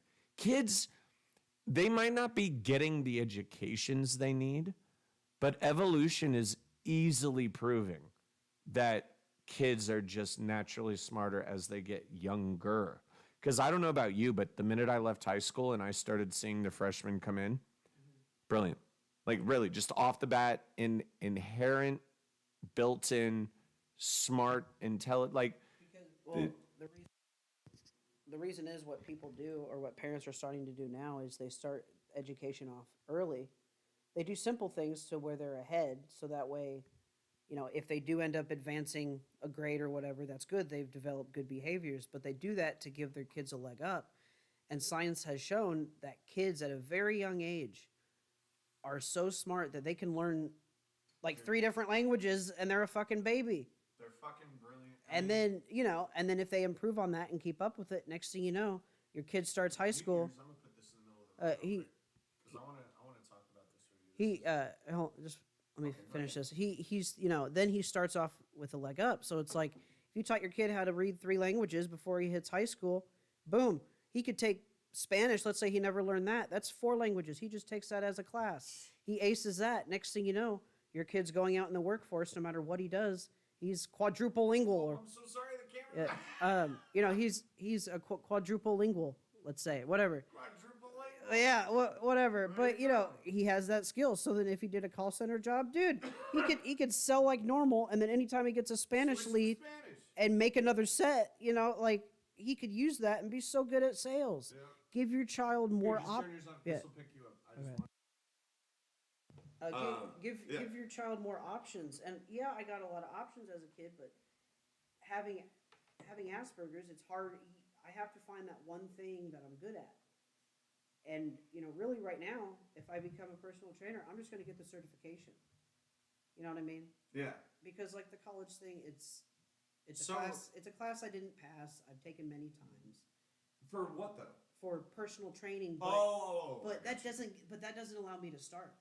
I could take the certification right now and pass it and do it and just start right now. I don't even have to waste time on school. I didn't even have to do that. I could have quit school after the first year in college, gotten the certification, paid off what I had, been done. So here's one thing that I did want to point out too with parenting. Actually, this goes back to parenting. And I understand. And actually, if you listen to Jordan Peterson or a lot of different psychologists, but I think it's established. It's a good, fair point to say that our producer's walking away right now. He needs to urinar. Actually, you know what? This is a good time to put us. I need to use the bathroom too, but we'll talk about. Jesus, what the hell was I going to say? Oh man, there's the ADHD for ADD. But how really the whole goal, the whole objective in life. When parents are pushing it, you got to go to a 4-year college, you got to go to your university, and then you got to know what to do. That's what it was. It's the whole you have to know what you want to do in life. I'm sorry, but I'm not sure who pushed that idea on people originally. It's a wonderful concept, in theory. If I, like when I was growing up, you test well in mathematics and engineering. Okay, but I'm not interested in that. That doesn't help me at all. I like to talk. I like to entertain. I like to make people happy and laugh. Why the fuck would I be sitting there doing calculus and abstract algebra? All right? I'm sorry, but there's no place in my life where I want to use abstract algebra. Okay? I don't know if you've ever seen that course, taken that course. It's a 2-semester course. It's the only course in which the first day was done, I came home and said, Dad, I'm dropping this class. It's the only class I've ever dropped, ever. Hold on. Well, hold on. Yeah. You can't leave that on. Yeah. But it's the only abstract out. They would literally, this is how the day started. Okay, you remember what you learned in algebra? Yeah. Now pretend all of that doesn't exist. Wow, okay. So all the rules where they say this is impossible. This is impossible. They then say, it's almost like studying theoretical physics, which is more interesting to me. I love physics more than mathematics. I'm good at mathematics. That doesn't mean I like it. But I love physics. I love the application of mathematics, where it exists in the universe. But I will never sit there and be like, okay, so zero's not an actual number. Cool. But now you're saying it is in this case? And now we're applying it to laws and rules that make no fucking sense. But anyway, what I was saying before you went out to the bathroom is they tell us you need to have a plan. You need to know what you want to do when you grow up. You need to go to a 4-year university. But I think the smartest move, and my mom was onto this the whole time, and my friend, one of my best friends, Nick, he did this. Go to a community college for 2 years. Get an associate's. Then finish your 4-year degree for just 2 more years at an actual university with what you've now established is what you want to do. Because he had 2 years to figure it out. Anyway, go ahead, yeah. So, I mean, if I would have completed what I was doing, I would have had an associate's already. Yeah. But at the same time, I'd have to get a certification before I could even start doing what I needed to. It wouldn't be right away. And then I'd have all this student debt that I have to pay off. And if, and it's like, I get it, yes, to finish, but at the same time, I could do it right now, Apply, like, just pay for the certification, take the course, pass the test. Yeah. So you would have to take the course and then take the test. That's what I'm worried about. Take the test, pass the test, get your certification. Then When do you have time to study? yeah, and then also while working now, but even if I was at home doing that, I would be school work at my mom's house. So it'd be the same thing. And then you gotta make the time. Right, you have to make So if you right. want to do it, Right. but see, that's the real quick. So you need to make the time, and so that's my eventual goal. I'm going to make the time, do it, and become a personal trainer because I can tell even though I do this as a hobby, I'm so good at it. Like even one of my friends who I offered to take him to the gym, at first, so with Finn, I was surprised by this. He texted me and said, "Can I go to the gym with you?" And I said, "Okay." I thought I would show him some things and I'd work out with him. He told me he wanted to work out by himself. So then when we met up after we worked out, I said, "Dude, look, I get what you're doing. It's working for you in terms of maintenance, but you need to switch up your workout." Because I think he sees me and he's like, "I want to put on muscle," because he's told me time and time and again. Well, and he's I'm trying. Right. He's like, "I've tried to put on muscle," and I said, "Look, I admire your dedication," because he's now starting to go more. But I'm like, "You're just not doing the right things. Let me show you." And so now this next time I was like, "Look, the next time you wanted to go to the gym, we can. I'll show you what I do." And I've done that with people in college. I did that with a lot of people. I said, just lower the weight, you can do the lift. You're not going to be where I'm at. And some people would be like, "Oh my gosh, you do all this in one day?" I'm like, "Yeah." Real quick though, back to the key point. But my point is, I've noticed that over time, and it's showing me time and time and again, I'm good at this. This is something I could. That was Yeah. the key point. Real quick, yeah. So on that note when I was growing up, and I don't know how it was framed in because our parents are very different, as you already know. Right. We were raised very differently, but I was basically, again, they don't agree with this statement, but I was told what to become, and really, you just said it. You need to be given the opportunity to figure out what you're good at. Right. Because right there, you said, like, dude, I have a passion. I believe you have a passion for it because you talk about it nonstop. You have an interest. You have education in it. You have knowledge of it, meaning. Right. And, education would be getting that one step further, getting the paperwork. You know what I mean? Exactly. Yeah. So you have everything. And you have the interest, and people are already gravitating toward you to that interest. Right. And I'm guessing that didn't come from your parents. That came from you figuring out what you enjoy. And that's really like, it took me, how old was I 7 years ago? 28 years to figure out that I was passionate for podcasts. I didn't have the means or the method to do it. But now look at where we are. But anyway, so yeah, it doesn't matter what our parents tell us. It's like we really do need to figure it out. Anyway, go ahead.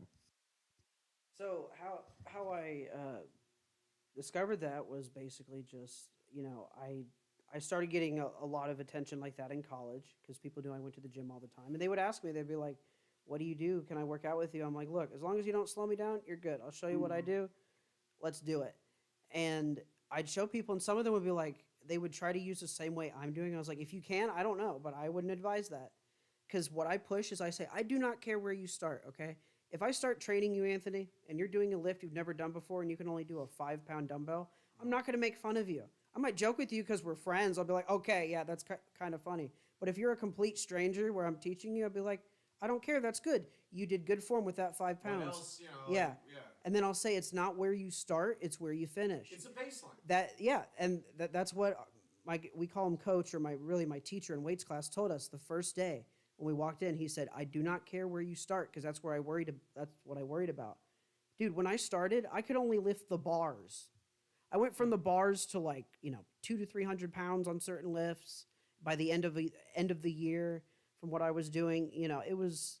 Because bars are usually what, 5 or 10. No, dumbbells are whatever weight they say on the thing. Yeah, but the bars, if you're doing like a basic, 20. okay, no. If you're doing bench press, like actual Yeah. bench, not free weight bench press like what I do, but actual bench press that they teach you for like every football player basic lift, the bar itself is 45 pounds.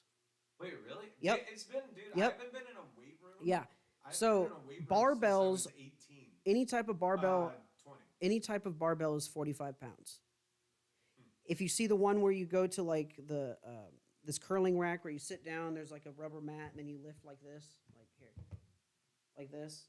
That's to work your peak of your bicep. I can see your dude. I'm using the room camera right now. Your biceps are fucking huge. I mean, might as well. I mean, no. Oh. You had it that way, Yeah. right there. Yeah. Dude, 'Cause- that's massive compared to your fucking forearm. Because I use, I mean, dude, look at mine. because I usually would just train. I would usually just train the width I'm a ghost. for a while, and then I just started training the peak and getting that length. I'm working on this. I've started to do. It was working. I've started to do a little bit different lifts to train the peak, and I already have a big tricep, because here's what people forget: your tricep is three muscles. That's why they call it a tricep. That is like the majority of your arm. So when you just work out biceps, you're gonna have small arms because your tricep isn't being developed. So when I started working out my triceps, it was just like because it's the majority of your arm. But you need to know these things to get the look you want. I've been told, I've done research on how certain people view you, and if you want to look a certain way, you got to work. You got to work on your width. You got to have your, Your torso looks better too. Thank you. Yes, I've noticed that too. You also have to do, shoulder work so you can look bigger. You have to do upper body. Like traps are my favorite muscle to do. Like you see my traps, they're just like it's a big, thick, sturdy look. See, I still have that, even though I've lost all Well, my weight. Like men- I still got those shoulder muscles. I call them Yeah, shoulder. men but naturally yeah. have bigger traps because that's where your testosterone receptors are. Mic. That's why people who take steroids, You gotta eat your mic. that's why when people, here's how you can tell people take steroids. If they have large traps, like are bigger than these, mine are natural, but if you see like gigantic ones that bulge out like a bowl, Yeah. and they haven't been doing it for very long, They get that weird. yeah, curve because where the it, like- majority of the testosterone will go toward the traps because you have the most receptors there. Because it looks like they have like rocks. Yeah. Planted on. And there. so that's a good tall tale sign of drugs. of steroids. Yeah. Now you can still look natural and achieve that, but that would take a long time. And so okay. And I wanna a go lot back of- to, real quick. Yeah. I want to go back. I want to go back to. So I know this is important to you, but not the way like we were talking about how Brody, that's his name. The kid I went to high school with, he was killing the Ironman competitions and shit. He lives or lived. I assume he'd still do it, but because he lived by bodybuilding, and I understand like that need to be like, look at what I can do with the human body. It should not be able to do this, but I'm allowing it to, bitch. And that's awesome. That's awesome. So is that like, because in my perception, and actually, why not just say this on the podcast? My concept is like, look, I eat what I need to eat to survive. I work out what I need to work out to survive. And I admire those who go the extra mile. If it's health oriented, I follow that, making sure that, you know, every now and then when I'm watching TV shows, yeah, I'll do some crunches, do some push-ups, do some curls, but that's it. You know, I don't go the extra mile at all. Clearly, but I'm also not gaining incredible, you know. Right. But what I'm asking is, what do you personally, what do you get out of it? What are you looking to get out of it? What feelings do you want to get out? Actually, I had a really strange dream last night about. I had a really strange dream about today. Actually, I didn't know it. Like I said, I've been having these lucid dreams, and they've been happening, but they've been good, like good dreams. But anyway, so yeah, I'm glad you brought that up. The reason why I do it is mainly for my health, because I've defeated diabetes. I am done with it. I no longer have to deal with it. Now that I'm eating food, I actually have energy. I don't feel lethargic as I did anymore because my body's using it. But it was because I beat that. I finally knew what I had. They gave me the right medication, which jump-started the process, right? Then I didn't need it anymore. I don't need it anymore. I feel 10 times better than I did. But the reason why I do it is to keep not only that in check so that never comes back, because now I know I'm type 2. It's curable. I've done it. I just don't need it to come back. Or it's in remission, I guess we should say. In remission for right now, because it's still early. I could go for a doctor's test soon right now, and they could say, like, hey, you got to watch your diet a little bit more, but you're good. Okay, fine. That's fixable. But I'm better than I was. I can tell from the amount of muscle I'm gaining, from my hormones coming back, from my body functioning the way it needs to be, and it hasn't been doing that for 5 years.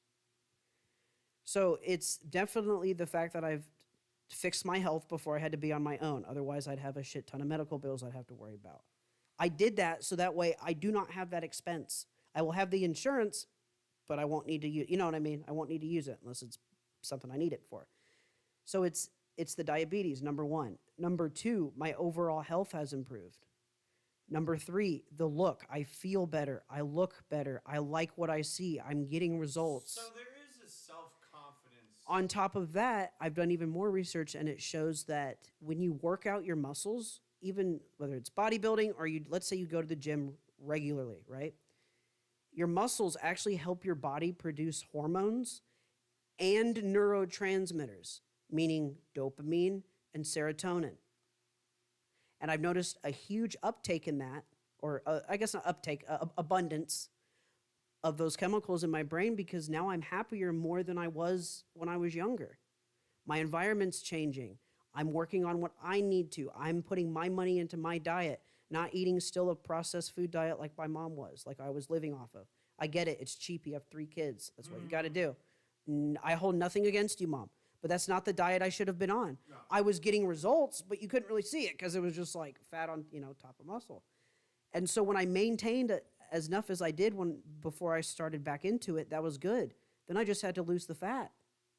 And it's just fallen off.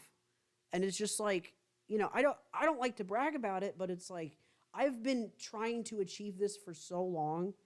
I could have done it at the end of high school, but the reason why it took me, I think you earned the right to brag. But the reason why it took me so long is because of the state of my body, and we didn't really know what was going on. And slowly it got better. And so it was like, I'm glad I stopped taking insulin after 5 years. I knew something was wrong. My previous doctor was like, nope, keep taking the medication. You still need it. You're type 1. But we didn't know for sure. Apparently, we never even did the test. I was so young, I wouldn't think about that. I thought they did. And then my parents told me, no, we don't remember that. I'm like, well, what the fuck's going on? Get a new doctor. She retests me. Type 2. Done. Gone. I did what I need to do to fix. It makes sense. My mom's type 2. I get it from her. Genetics. Mm-hmm. She just had her surgery. She's fixed it her own way, so she's going to go her own journey. I don't have to do that. I'm only modifying my diet to fit my new lifestyle, to keep me to function. That's all I'm eating for, really, is function. And I'm fine with that. And that's the bodybuilding diet. Well, And on top of that, it treats me disciplined too. Like, yeah, go ahead. I was gonna say that it's so you're absolutely right. There's a discipline to it. What you said specifically was you eat. What did you say? Fuck. For function. So what is my function? Really, let's face it. My function is to be able to sit and work, sit and watch TV shows, sit and game, and sit and podcast, and then everything else is, easy peasy. So I only eat, and I agree with you. I eat for purpose. What am I eating for? Am I eating because this tastes delicious? It's craving. No, I'm eating because I need this ingredient, this ingredient. I need protein. I need this. I need this. And then when I'm done with that, I have a protein shake in there that's melted by now. And I made it earlier because I knew I wouldn't drink it till it's fucking melted. But it's there and ready. And when my stomach tells me I'm hungry, and it will, you can't ignore that shit. But hold on real quick. But like you said, I wait till I'm starving to eat. I don't eat to build muscle or do anything like. Here's what I've noticed though. I do the same thing. Like that one day when I was eating a lot, it wasn't because I was just eating a lot and I do it for function and maintaining. My stomach was telling me I was hungry. Literally, I ate like two servings of pizza rolls. And it's not a great thing to do. Right. But that day after I worked out, for some reason my body's like, you need more than what you eat on your day that you're recovering. Some days I won't eat anything. And my day on recovery, I eat a lot. And then the next day when I go to work, I cut down my calories. Then the next time I go to the gym, I eat more the day I go to the gym, eat more my day off as I recover. Because actually, the more you eat while your muscles are sore, you will feel less sore because your body's repairing itself. Oh. I love you. I'm slightly. That was so amazing. I gave you a finger and you pounded it. I didn't see a finger. I was pointing at the mic. Oh. And you pounded my finger on camera. Oh no, our faces are in the way. Oh, they missed it. I put up a finger, and he went, "Fuck yeah, brother." He pounded my fucking finger. All I saw was a fist. I didn't see your finger, so that's why. I was trying to show him to pick his mouth, and he's like, "Hell yeah."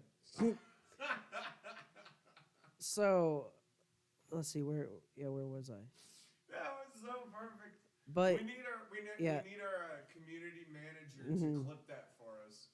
So let's see, where was I? It was, So in turn, yes, because you were saying you eat when you feel starved. So I only eat when my stomach starts to growl.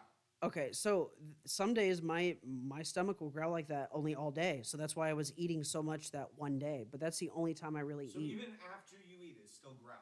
No, that was when I was diabetic. I'm saying I go 2 to 3 hours without eating, but then my stomach's like, because that's what your body does when you put on muscle. Every bodybuilder, this is proven, and they do this all the time. Every bodybuilder, even if their body doesn't do that naturally, some of them have to force themselves to eat every 2 to 3 hours. So this is what I'm agreeing. I agree. You gotta mute. But I'm saying I do it because my body says I need to do it. So I was gonna say I totally agree with you, and there's a difference between like whether you're bodybuilding or not. Once your stomach growls, it doesn't matter what the hell you were doing 5 minutes ago, an hour ago, 3 hours ago, 5 hours ago. I'm fortunate enough where it's about every 8 hours my stomach will growl. Yeah, now that I'm starting to eat more regularly, every 8 hours it seems to growl. And the minute that happens, I need to work out. But like you said, when you're working out and shit like that, even if you know you've gotten sustenance, you need more because your body needs to take all of that shit in. Even though they say, you don't have to have a protein shake right after your workout, I do. Because as soon as I'm done, I'm like, I'm hungry. I need to think. Because I push myself that way so I can eat more, dude, you know what pisses me off? Remember how I told you those 3 guys were standing at a bench, not even using it, but they had all their shit all over it and they were just talking? Sorry, say it one more time. There was 3 guys standing by a bench. It was crowded because we got there a little later, and they were not even using the bench. They were just talking. Oh, yeah. And so I was like, well, I'm trying to get my workout in so I can leave when Finn's ready, and like I'm trying to do my shit. And they were just standing there talking. Luckily, I was already waiting on a bench, but I was looking for other ways to speed up the process because I already had my workout out of alignment or out of routine. I'm just gonna let me switch over to us real quick. I just sorry I hijacked your mic, dude. I just muted you. So we got something back from this is what was it? I believe it's Sammy's. I know I should have looked this up sooner, but well, I can tell you. Yeah, Sammy's lettering. And already responded back. I just watched your podcast. That was very kind of you. Thank you so much. Happy birthday. Yeah. Well, honestly, if this is how their art looks, I'm down to buy more signs. Happy birthday. Oh, did he miss your birthday? No, she and no, because it was a gift from my mom for my birthday, which is coming up. Gotcha. And yeah, no, that was very sweet. So, Is your day on a day that you're off? and just to show everyone again, this is I work. I believe I work. Oh, I don't even have my camera up actually. Hang on. I believe I work on my birthday. Here, I'll check it in a second. It's March 28th. But this is the custom made sign. Her design. It's not even expensive. It's beautiful. I think this was about $18, something like that. And has the hanger and everything. And it's mom proof and it's Anthony verified. I love it. But It's a Tuesday. it's a Tuesday. Okay. Well, I could take the day off. You could use a flex day or you could use a PTO day. It's a flex day. You get 2 flex days a year here. It's just a day that they say you can take off. I don't think you get paid for it, but you can use it for anything. I don't need to take a day off. It's my fucking birthday. Who gives a shit? You know what I mean? I mean, that's just what I do. No, I mean, I'm just saying, who cares? I'm turning 35. Who cares? Next year, you know what's funny? My birthday falls the day after my day off, so I could just work Tuesday, take Thursday off, and have Wednesday, Thursday off. Have enough PTO. I worked. I mean, if it's PTO, see, if I have PTO, I guess I could use PTO. Like, why not? I'm not saving up for a vacation. I'm not married. I don't have kids. Think of it as a birthday gift. To myself, Yeah. from me to me. They pay you not to go to work to enjoy your birthday, but if you use a flex day, I don't think you'll get paid because they said flex days aren't paid. And I should have enough PTO. Yeah. And if I had a PTO, Bidi-bidi-bidi. if I had a PTO day off, then I take it off with you. Fuck it, because there's no, Well, I'll talk to Andy tomorrow and But see. it might be too late though. I don't know. Yeah, exactly. How long you have to schedule ahead of 'Cause I time did and all mine that. a month. What is it? It's the 15th. It's the 28th. That's more than 7 7's 14. That's, oh God, it's almost 2 weeks. It's 1 day less than 2 weeks. But I'll try. Whatever. I did mine like a couple months before. Yeah, I know, dude. You were all ready to go. You were like, well, I'm moving in. I might as well take the day off. My birthday. Oh, your birthday. Wait, No, it fell on a Wednesday, so I was already good. Yeah. It fell I'm on a thinking Wednesday, of, yeah, I'm thinking of two different, yeah. Yeah. So my birthday already fell on my day off, so I So took you it off. took, But then I think I took a PTO day for the day after because that was. The that day was what it Yeah. Yeah, 'cause was. remember how I got so fucking baked on my birthday? Yeah, I don't know. Does this sound familiar? Dude, I was staring. He was high as shit on his birthday, and I was staring at him, asking him questions, serious questions, and he was just doing this. How the hell am I supposed to work with that? You just gotta gauge by Like, hello, are you with me? high pitched laugh. Low pitched laugh. That's what it was. It was more of like a deep build up, like a. But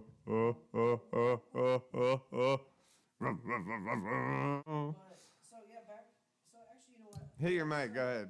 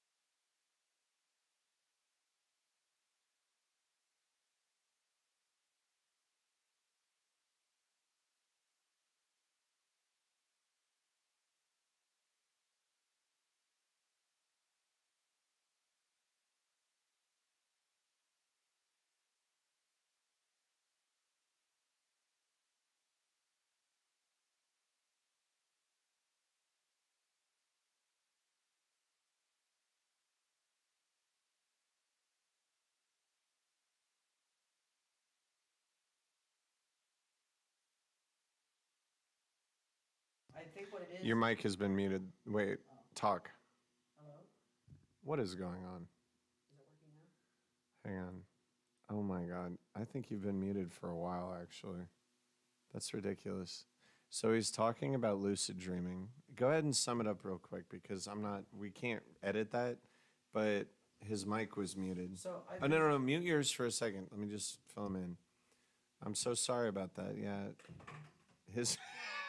Everything's falling apart around us as we are simply trying to, no, he's had some interesting experiences with you. So not just lucid. So you understand that you're saying not only are they lucid dreams, but what you were dreaming about came true.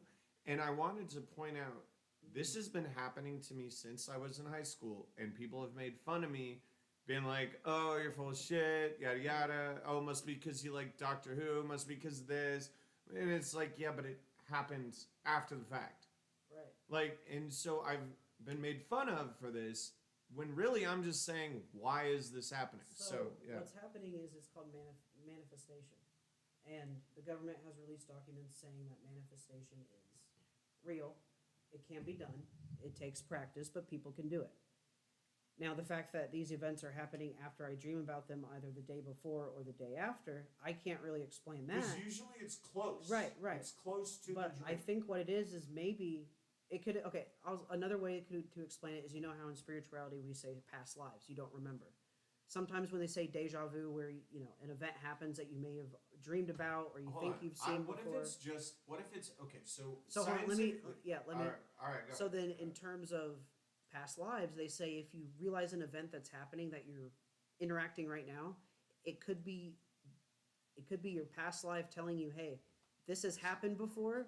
You have done this situation, and it could turn out a different way. So maybe your past life.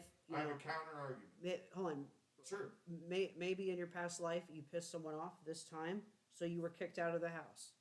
This time you took a different route. You did it correctly. You're So not. now you're kind of going into what, reincarnation?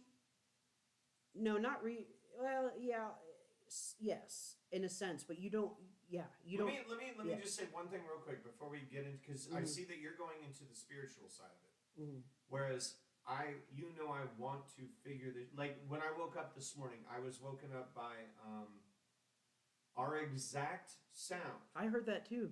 No, I shit you not. The sound you told me you heard, I heard it too. But when I checked my laptop, there was no really notifications on there.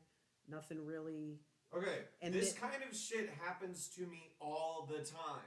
And I have no explanation, but I need to find one. So I think I blindsided Ben this morning, the producer this morning, when I questioned him. I wasn't interrogating you.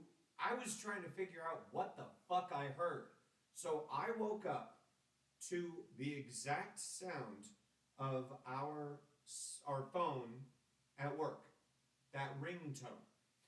And I woke up and I was like, oh, shut up. I thought it was my speaker because I was playing a podcast. So it couldn't even be the podcast. It was a Joe Rogan podcast.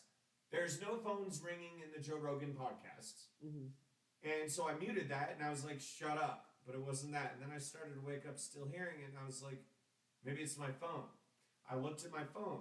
Nothing was going. There's no alarms. I don't use that. Sound gives me trauma. Literally, it makes me anxious. It's, you know what I mean? Right. It truly does. Actually, it's funny. I found that sound triggers my trauma the most. Like sudden. But really quick. So then that happened.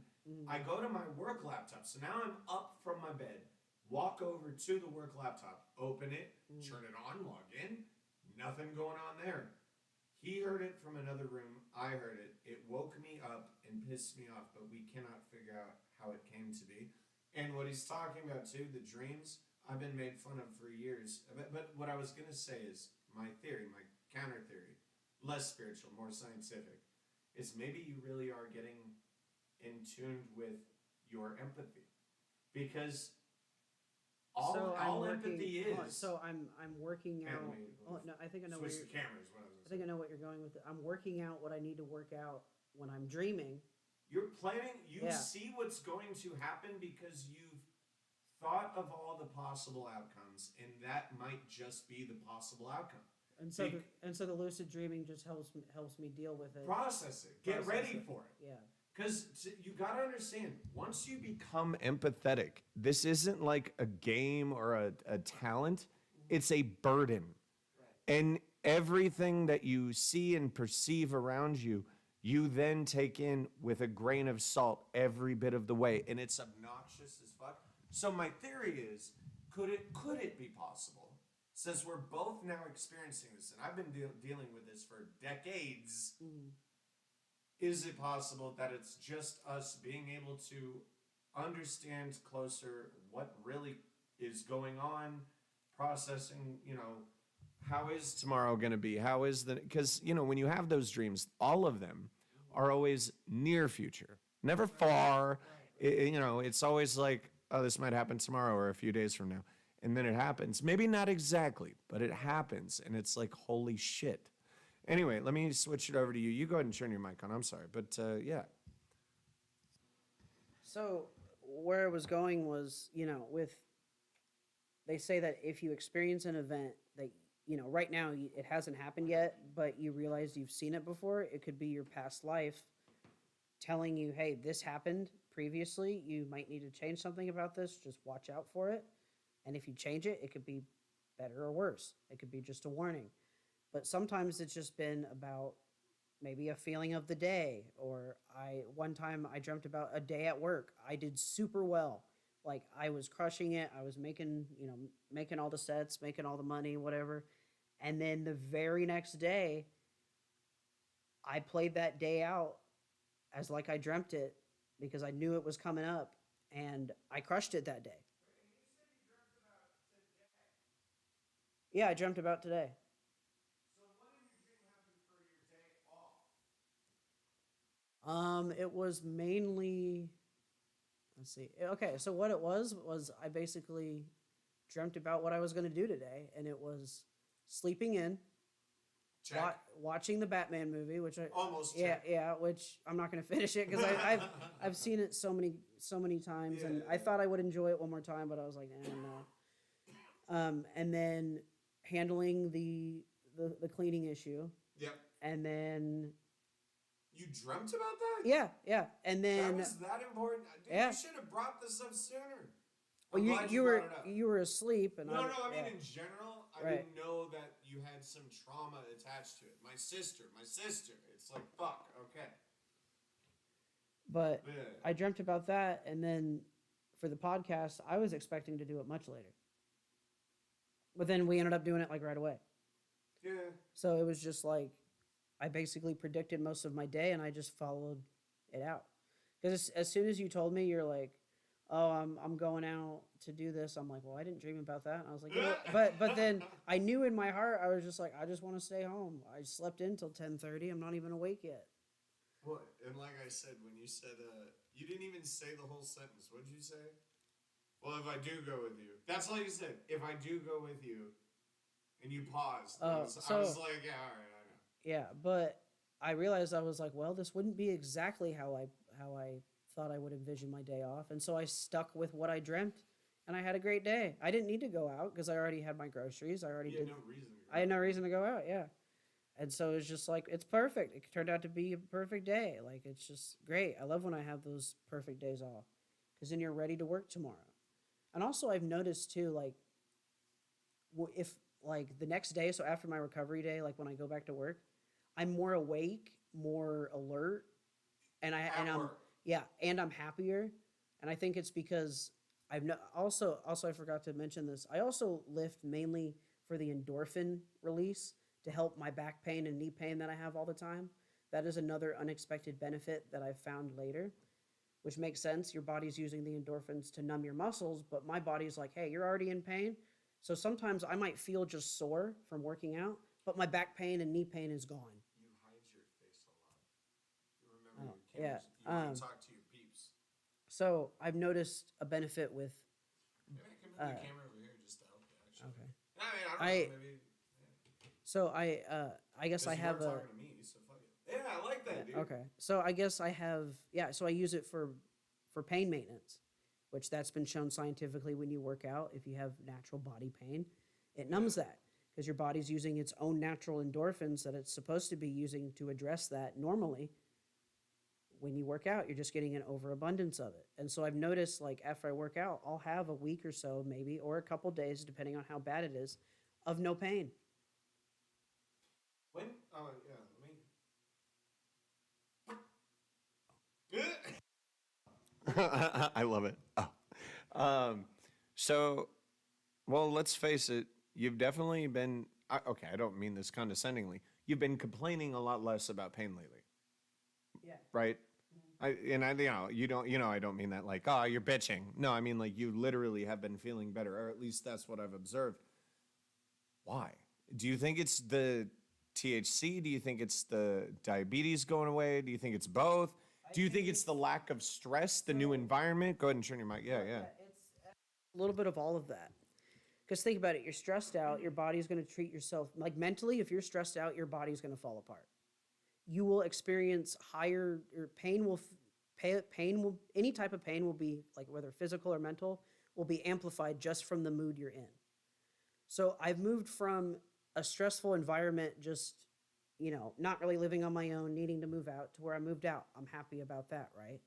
Then my diabetes went away. That's improved my mood even more. I've changed my diet. I've been able, because I changed my diet so I don't get diabetes again. You know what I mean? I'm doing all these preventative measures to keep it to where, I can have the best life possible. And by doing this, since I'm eating right and I'm losing the weight and I'm Just so you know, yeah. you look identical right now. I hope you watch this eventually, but right now, the way we have your camera set up in front of you, it's right next to your portrait, and I believe the phrase is spot on. Yeah. As soon as I got my beard shaved, it was literally like the only thing is you have a habit of putting shit in your face, but honestly, right now, all I can say is here, look directly at me. Move your hand. Now look down a little bit.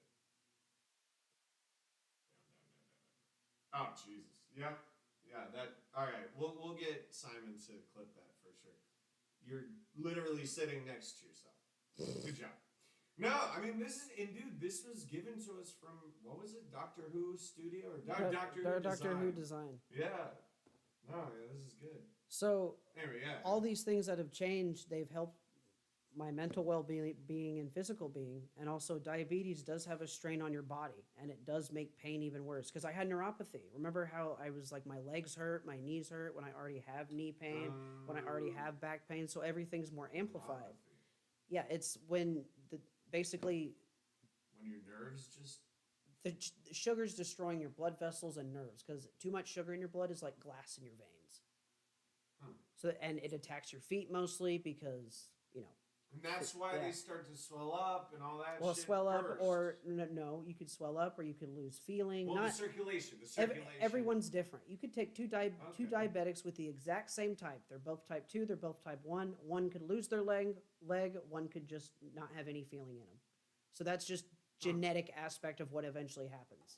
Some people lose their limbs. I could have gone blind. That's how they found mine. Through an eye test. That's how they found it, and they said if it would have kept going, I would have gotten so much inflammation in my eyes, I'd go blind. I'd lose my vision completely. And then also, back on the weed, yes, it does help. That's what I used sparingly when I didn't know where to go, when I wasn't invested in lifting weights, when I wasn't invested in my diet because of my situation I was in. Yes, that did help. I would be at 200 to 300 blood sugar, smoke a little bit, it'd go down to 100, which is like damn near normal. What's normal again? On the low end, 80 to 120. They say 120. But you did notice. Yeah. Because we were talking about this a lot back in the day, you did notice that, here, real quick. Yeah, no, I'm still getting used to, so I guess we can't tap it, yeah. But I'm watching you. I'm over there watching you do it. But the evolution of us smoking. Well, first of all, when we were when I first met you, we were only smoking real shit, so to speak. But now they have that legal. I don't even want to call it synthetic. It's legal and it's real. But Delta 10, we'll just call it. Again, we got to find a cool name for that. Add it to the Anthony dictionary. But Del 10. Nah, that's stupid. Del 10. Yeah. But what I was gonna say is what I've noticed is, well, even when you were smoking real shit, you kept talking and talking because you know how you perform. It's like, well, all of us, I think, when it's on your mind, it's an issue, you talk about it. But I've noticed even when you were smoking the real shit, you're like, well, I do this because it's pain, pain, pain, pain, pain. Now that you're on the real shit, I don't even see you complaining about pain. So I'm saying, what I'm asking is, do you think for whatever reason because you go with indica, not sativa. I do sativa. But would you say that this new, I don't want to say synthetic, this new hemp oil is better than real shit somehow? Yeah. Go ahead and unmute. Yeah, go ahead. I mean, yes. I've really all I get from it is pain relief, and it helps with blood sugars. It helped with it when my blood sugars were way out of whack, like I explained earlier, when they were 200 to 300 on the daily. But do you also notice? Do you ever still? Okay, so when I doubled up on 2 of them the other night, because it was last night and I was off, I was done with work. I had today off and I was like, you know what? Let's really feel what I'm looking for. You know what I mean? Like, let's go further than focus and whatever it helps me with. I mean, the ADD, but I felt gone. And it gave me anxiety. It really did. I was aware that I was very high. So at least I was aware of it. But I also realized, oh my God, this is what I missed as a college student. You know what I mean? Like, go ahead. Yeah.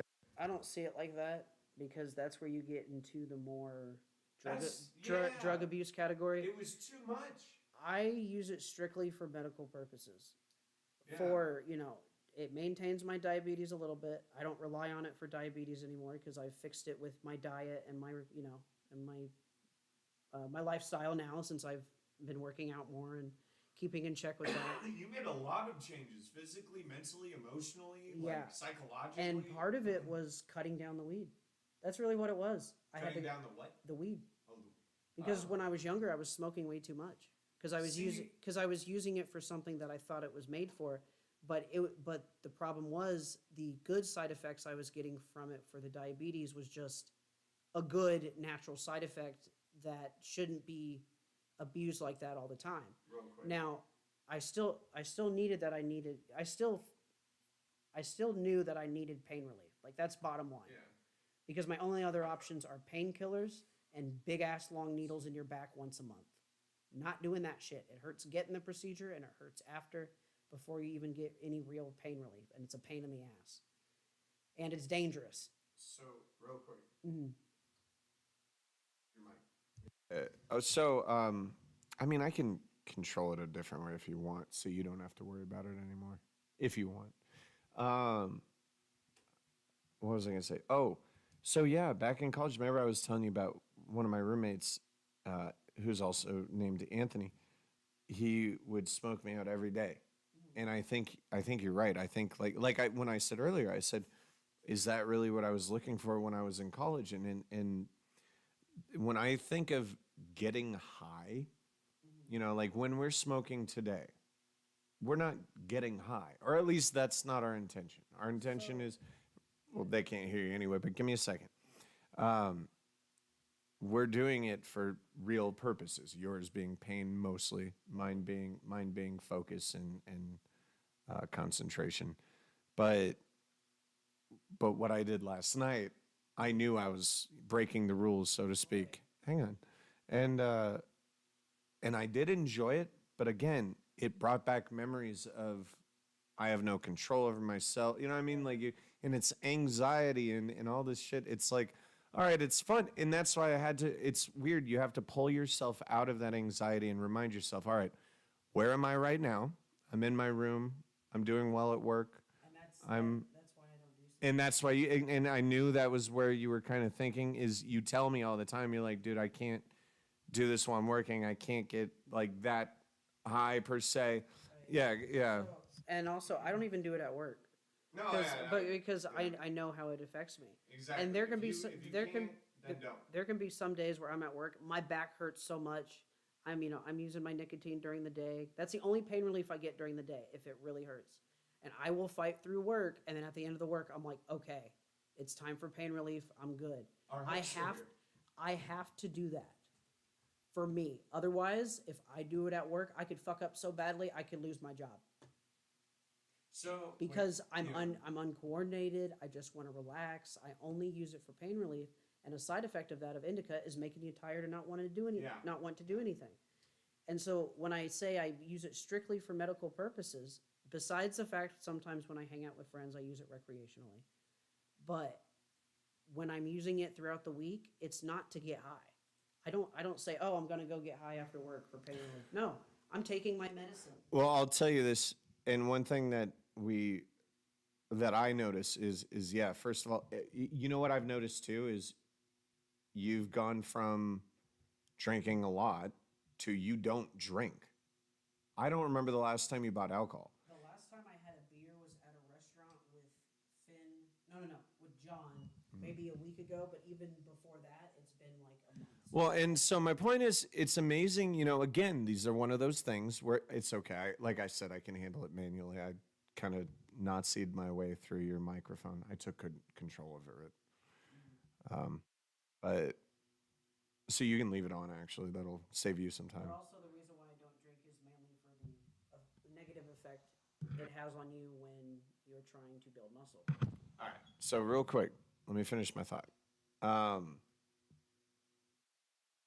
This goes back to what we were talking about earlier when we're growing up and people are saying like, "Oh, don't do this, don't do this, don't do this," but they never give you a why.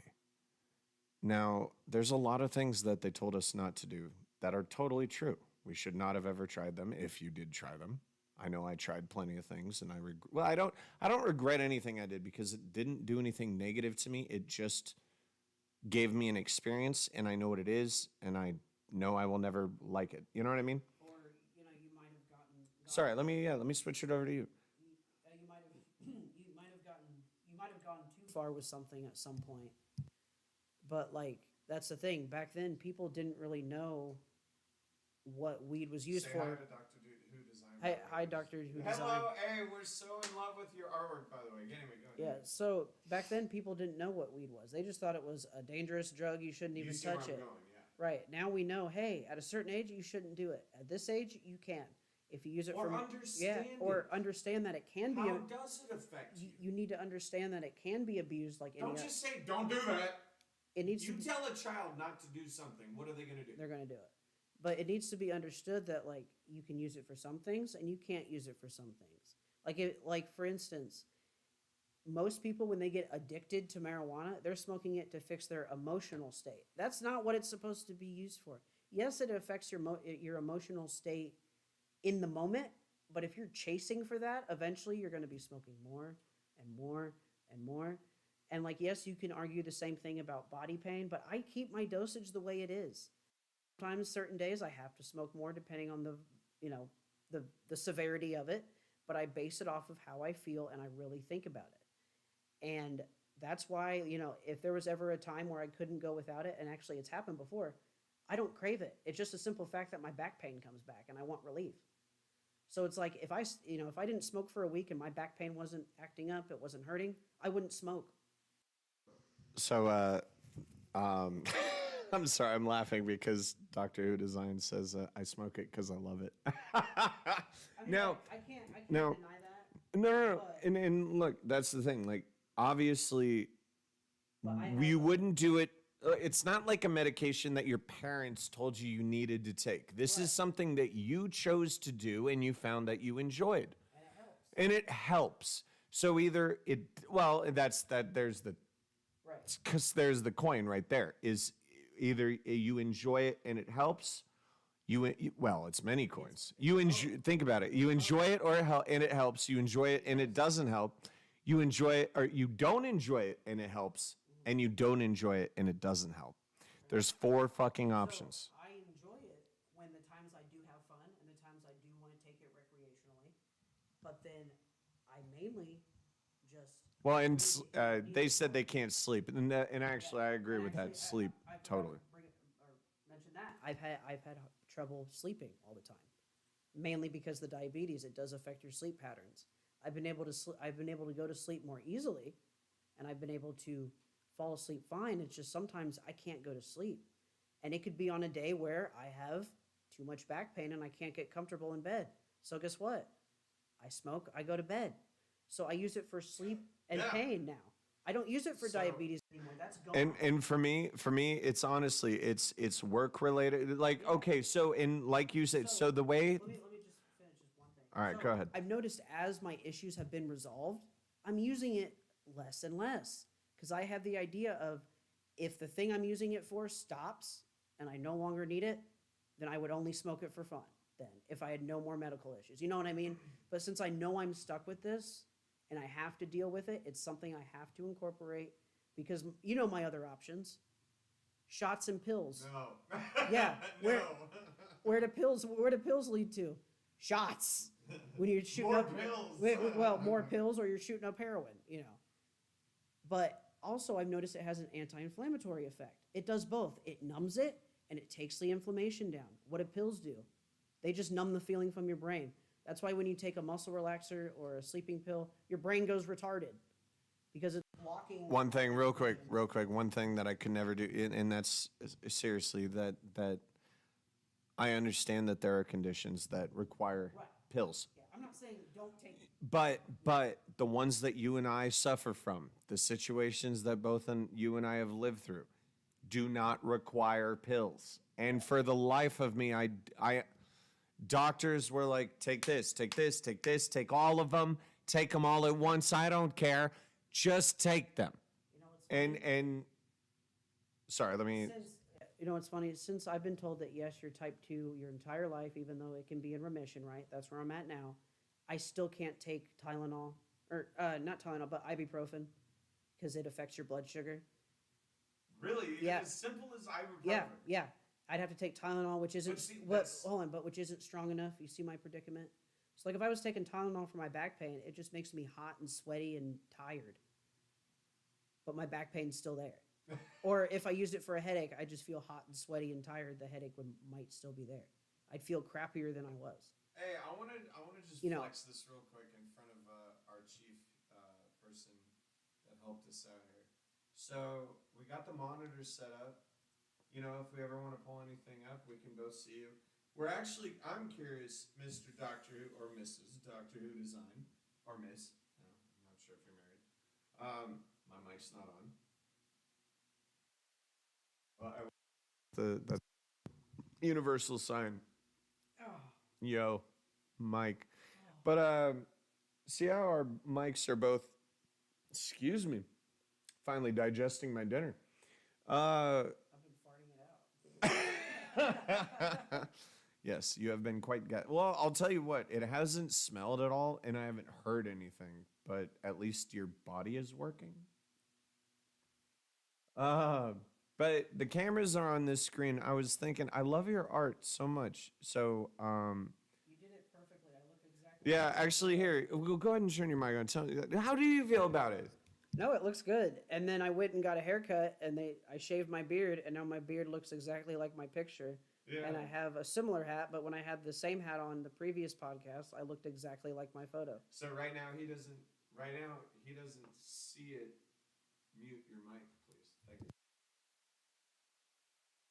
I just feel weird doing that. But yeah, look at how it's just him next to him. He doesn't see it right now, but once he checks out the podcast, he'll be like, "Oh yeah." Now, I will have to say this. I have two concerns. First of all, I do not have blue eyes. I have hazel eyes that are mostly green, and they're awesome. And when I look at that picture, I see someone else, and I don't want to explain who I see. It does bother me a little bit, but that doesn't change the fact that when I see that smile and those eyes and the crow's feet, and let's face it, the aging and the history there. I mean, come on, you got to give me a little more hair than that. But you got the scar. Oh, that was the other thing. You got the scar on my eyebrow wrong. I actually have a scar right here that cuts right through. It's a funny story. I don't know if you ever heard it. I'll go ahead and tell you real quick, but it actually has to do with our marijuana that we're talking about. Trying to give shit in. Go for it, dude. I'm gonna tell a story, but I'll put ourselves in a break here in a second. Put myself in break, chief. Yeah, no, I'm gonna put myself in 30, dog. No, so speaking of medication and marijuana, they put me on medication. I remember telling you this story, but they put me on I can't remember. I think it was Strattera, S-T-E-R. I don't care. But yeah, S-T-E-R. I don't care. Strattera. I don't fucking care. S-T-R-A. I don't give a shit. But they put me on this new medication. They literally said it was a new medication. And, well, I was in college and I was drinking and smoked some marijuanas. And honestly, I don't give a shit. It was California. And what's the right word? Fainted. I fainted. I've never done that before. I was gone. I mean, I woke. I don't know what the right terminology is for this, but I awoke. I woke up, laying on the floor, outside on the porch, concrete porch, brick wall, steel railing. It was townhouses for college, and took a screenshot from stream. You were in a small window. No, that's totally fine. I'm just saying, like, if there's any way you could edit the blue eyes and maybe give me a little more white. I don't know. Get the necklace in. This is kind of a relic. No, I mean, hey, look, we both appreciate what you've done. There's no doubt about that. We love it. I mean, you, first of all, he said it. You nailed him just, we literally, and I turned it into, I have two monitors on my personal desktop. So my one monitor has Ben's picture, the producer, and then the other one has me. And the one with Ben, my main, I can't always see that because I'm usually gaming or something, but the other one's usually blank so I can see myself. And I know this sounds crazy, but this is what our podcast is about. Every time I look at that picture, because I already talk to myself as it is, every fucking day. I'm pretty sure Ben knows this already, but I will talk to myself all the time. Yep, it's just the way that I didn't know that. That's cool. He says he does it too. It's just the way that I gather my thoughts, kind of process them. What comes out of my mouth is reality. It's no longer a thought. It's what I want to be true. So if I say something, I'm hoping that is now going to be what happens. You know what I mean? So if I'm thinking in my head, man, I wish I could punch the mailman right now for being an hour late. No one really wants to punch the mailman for being an hour late. You know what I mean? And no, that's a thought in your head that you keep in your head, and then it dissipates. It's gone. You're like, what the fuck was I thinking? Unless you're crazy, then you really did want to punch the mailman. So anyway, no. So when I'm talking to myself, now I have someone to talk to, because it's already, I'm talking to myself, but now I have something to look at. And so when I'm hyping myself up every morning at work, I'm like, all right, you, and I'm pointing at that picture. I'm like, hey, you, me, confidence, patience, and read the fucking script. I say that to myself every morning. And I'm looking at that picture, and here's the best part. Every time something weird happens or fun happens or even negative happens, I look at that picture and I see that dopey smile on my face, and I'm like, yeah, that's me, all right. Because, dude, why not? That is me. I am smiling. Even our fucking trainer, who shouldn't, dude, I guess he listens to our calls too. He goes, yeah, I know you always smile. I hear it in your voice. And I'm like, yeah, of course I'm smiling. Why would I not be smiling? The minute you give up smiling, you've given up hope of fucking happiness. All right? There's my fucking stoned ass lesson, but it's still true. I'm not, hey, you know what I did realize too, watching some videos? Russell Brand is an actual hippie. And that's not a bad thing, but he truly believes love can cure prejudice against transsexual. What am I going here? Where am I going here? He believes love can. Oh man, how do you word this? It's so baffling that I can't even fucking word it.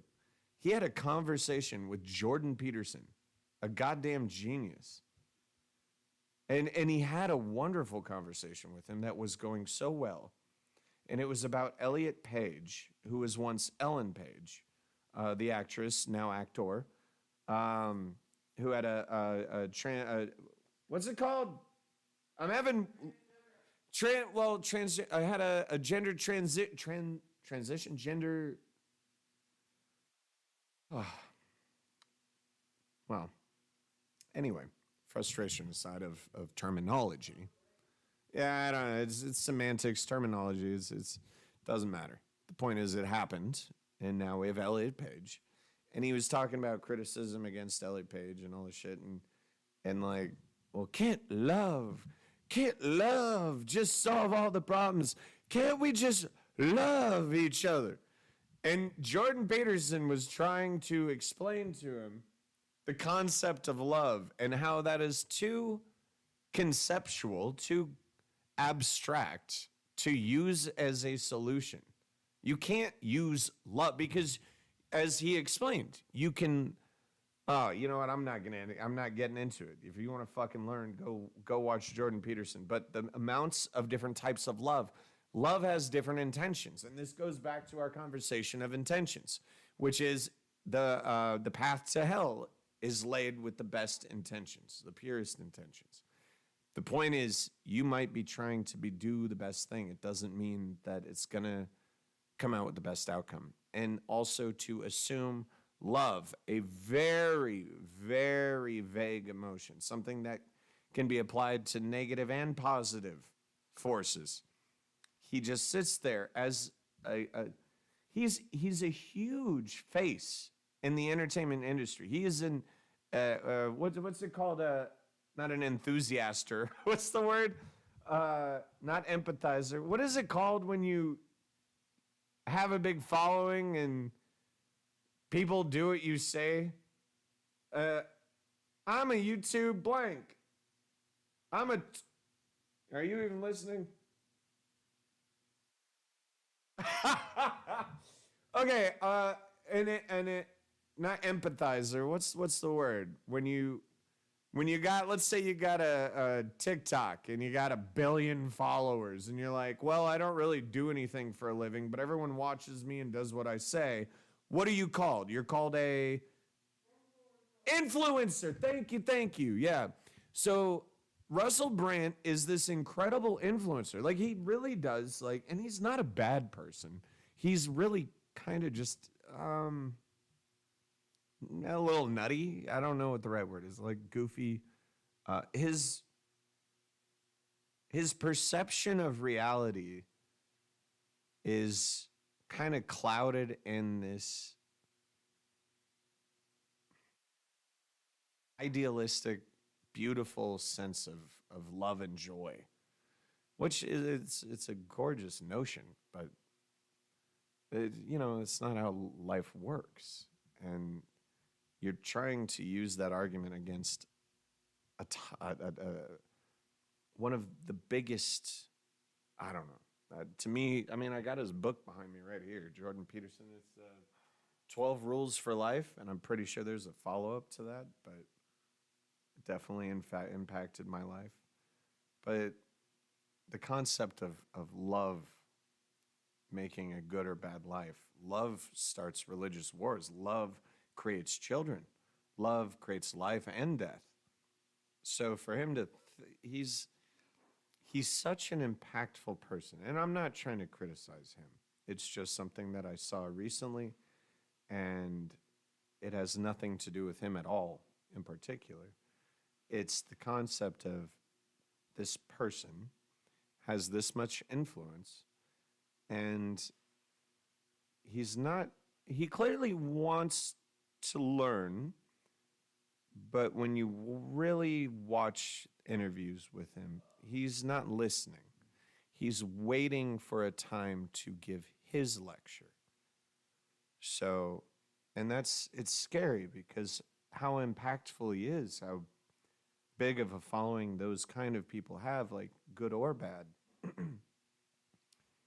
I don't know. That's why we're here. We're the nobodies. We are literally nobody. But honestly, we are all nobody. And someone's got to speak up for us. So I'm going to go on break because that motherfucker's still drinking a shake. And that rhymed. And we are baked. And so, can I rhyme a fourth time? Maybe when I wake. That was horrible. All right, look, we'll be right back. Check this shit out.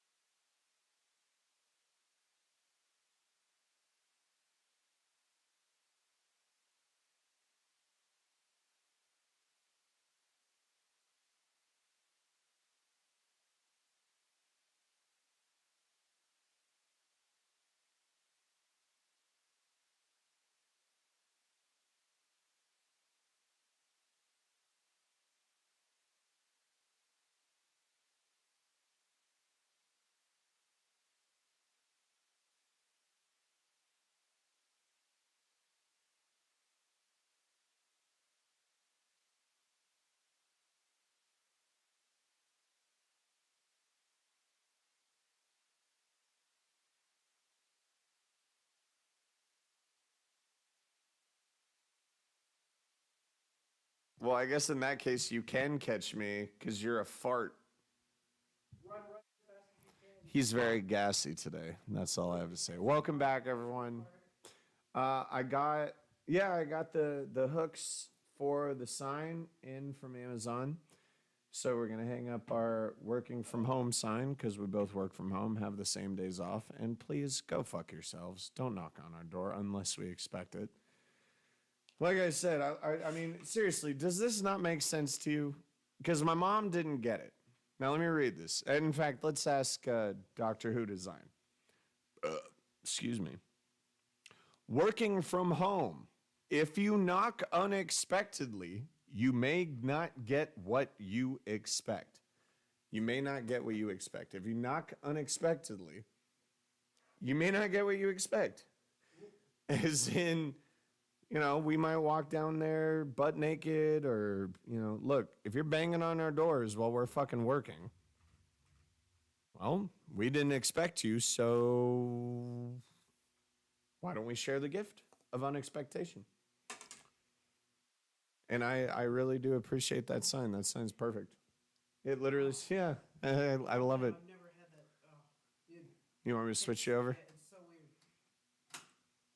I've never had this actual feeling of where I need to eat because it's all been about. You've been going ape shit lately, dude. It's all because for 5 years straight, it's been you have to regulate your metabolism. So then He says I wouldn't knock. So then when you have to spend all that time just regulating your metabolism, you're not going to enjoy eating because I'd have to do a fucking math calculation in my head before I could even eat. You know, you got to do the calculations, do your insulin, and then you can enjoy it. Yeah. But now it's like, dude, I just eat. I'm like, oh You my move more god. than any human being I ever know. I keep having to readjust the camera for you. Hmm. You're an interesting one, my man. Because my What's back comfortable hurts. for? I'm telling you, you got to get your chair. Because you got to get used. Maybe I will let my mom buy those other chairs. You know what I mean? Well, see, with the way this table is designed, and the way I'm built, I prefer to have more leg room underneath so I can scoot closer. Yeah, because I tried pushing here. I'm even gonna. But because we got these bars here, I can't really push my legs. And I tried to give as much space as possible, but that's what I'm saying. Look at how I'm doing right now. See how you can kind of like, dude, I'm 6'3" and I can put my legs out over here, and the camera's already over there. So if you can sit that way, and I can kind of get an idea, cause see, scoot even a little bit to your left. Yeah, like right there, and then aiming a little bit that way. That way, not. No. Oh, you like to lean? Do you prefer leaning to your Right. So then tilt again, pivot. No, as in turn the chair. Oh. Turn. No, other way. Sorry, that way. But you keep scooting. Now scoot back that way. Pivot and scoot. Maybe that helps you. It's just. Now I'm up against the wall. Okay. Again, I can help you here. It's easier. No, really, it's just like, you know. So like when I say pivot and scoot, right here is just a perfect spot. But I think your chair might help you more because you can swivel. You know what I mean? That way, if you're talking here, you're talking here. If you're talking to them, you're talking to them. You know what I mean? Right. But let me see how you look. That's all right, dude. This is all fucking. We're figuring it out as we go. And by the way, and then so that way, can you just hold your mic? Let's see when you pick up your mic. Do you feel comfortable? I mean, yeah, but it's just like I prefer to lean in more and not have to hold my mic because it's more comfortable. So can you scoot in your chair? Well, like, where is it comfortable for you? We might as well figure it out. And I guess I could go. Because remember, we'll use your chair. I mean, I just think in the future it might help you if you use your actual chair. Like I said, she might as well buy the other extra chair. Even then, when I use that chair and I try to lean in, I'm more free. I need more like comfortable back support, but pushed forward. Huh. Because that's just the way my back is. Because then I have to worry about doing this the entire time, keeping my back straight. But isn't that good for you? Well, yeah, but it's good to not have to do that when you're sitting in a chair. You're supposed to be relaxed. Like the chairs, like there's some chairs designed where you can have. So what it sounds like is we need to find you a podcast-worthy bend chair. I guess, yeah. No, really, Yeah. because like honestly, sitting up straight, that should come natural. But if if you want to, you know. Yeah, what I I'm mean? just trying to relax. Yeah. So we'll just have to find you a better chair. No, that makes sense. So what were here? Pause yours real quick. So yeah, obviously, so Doctor Who design likes or gets the sign, and sorry, yeah. I was talking about. So yeah, I've like just now, I just ate and I felt like I was like, That's right. I felt this feeling of like I had this feeling where Actually, by the way, that's perfect. something was screaming at me where where my body was like, you need to fucking eat. You can't think. You're not, you know. You feel it. Yeah, I feel it as in like I need to eat something. I can't do this. And so like that's why usually some days at work, excuse me, I will have days where like I'll eat every break. Like 15-minute break, have a snack. 30-minute, have your meal. Last 15-minute break, have a protein shake or something quick. Like, that's what I do. I have to eat every break to maintain my metabolism. Because even though I'm not physically working, I'm mentally working. And so with that, it requires more carbs. So on my days off from lifting weights, I have a lot less protein. Still keep it good enough for maintenance and everything. But then I consume more carbs so I can function. And then, mentally.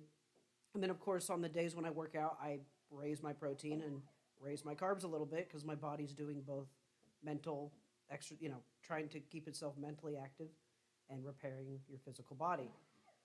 But I've just noticed my hunger has been like, it's been insatiable, but also I can get satiated, which is good. Before I wasn't able to do that. It's funny that you use that word because I've been using that word a lot lately that's for that same reason. That's a big problem with diabetics. You lack the hormone too that keeps you satiated, so you can keep eating and eating and eating.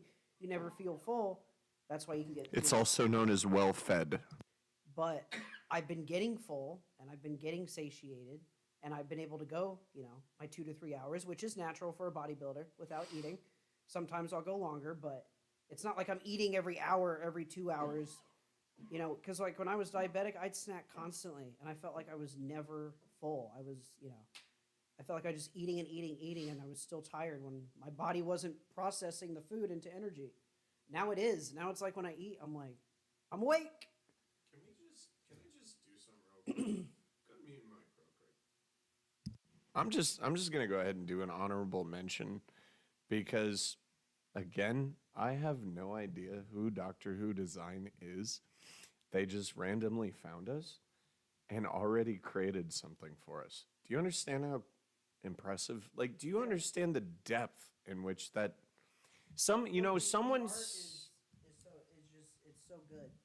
Like it, I mean, I get it's slightly, it's a emphasized- caricature. Right. It's No, a caricature. That's what I'm saying. I'm Yeah. saying I get it slightly emphasized and.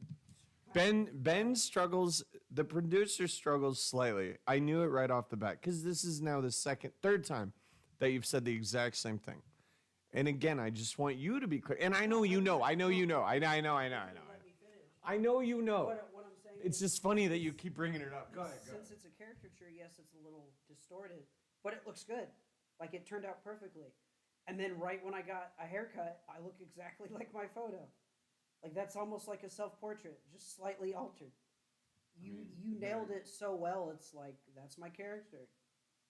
There you go, right there. There he is next to his portrait. Yeah, the way you are right now, dude. So even, and even we were joking, really joking with him. But I mean, he's not. He's a very stoic man.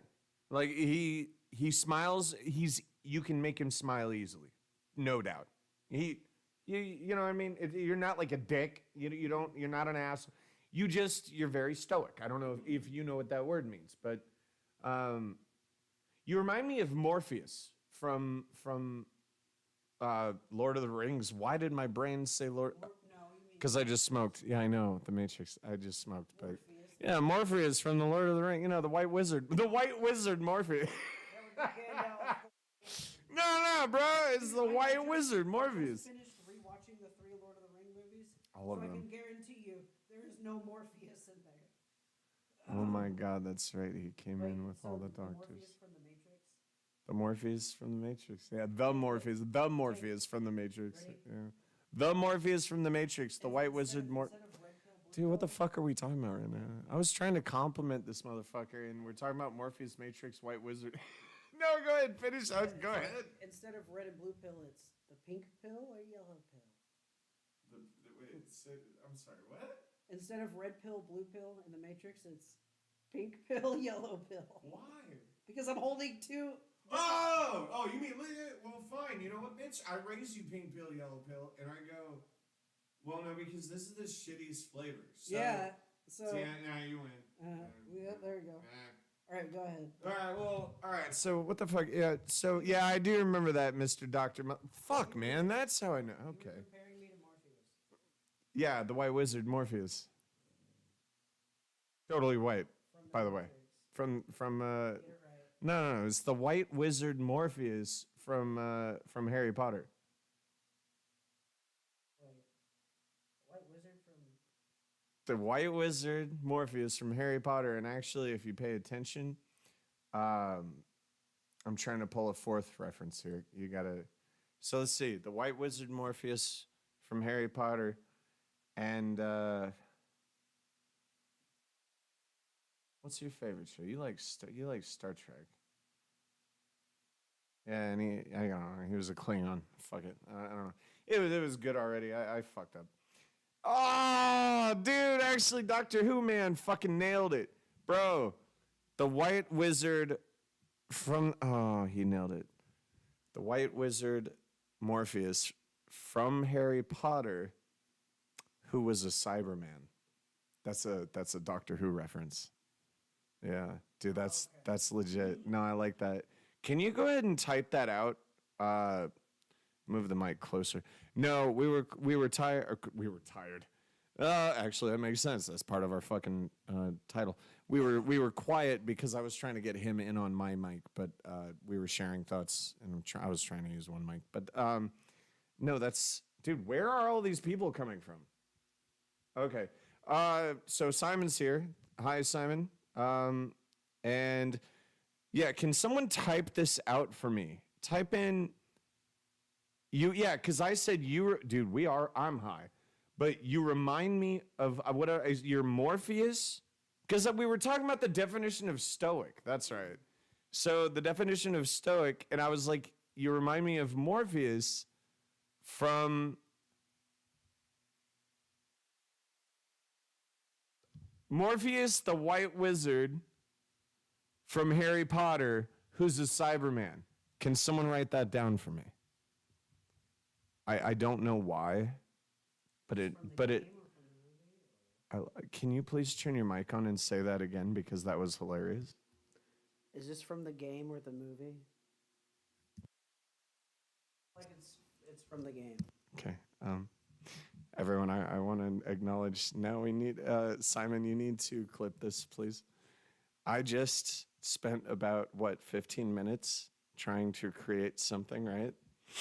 Like a little meta creature, and I said your stoicness reminds me of Morpheus, the White Wizard from Harry Potter, who's a Cyberman. And Ben, what was your question that you just asked me? Go ahead, Rogue. No. Just take your time. Go ahead and turn your mic on. What'd you just ask me? Is it from the movie Is it from the movie? or Or what? The TV show. No, I said the movie or the game. Because I remember you play a Harry Potter game. Just me and Mike. But you're not telling me who he is, because I don't know. No, it's okay. It's okay. It's okay. So the joke was, it's okay. Dude, I'm all about the TV shows and movies and shit. No. You clearly didn't. Morpheus is from The Matrix. The White Wizard is from Lord of the Rings. Harry Potter is Harry Potter. And then I said a Cyberman, which is from Doctor Who. I put 4 fucking things together. I thought you were telling me it was all one guy from. Okay. No, that was. See, we're both high. It's okay. It didn't make any fucking sense.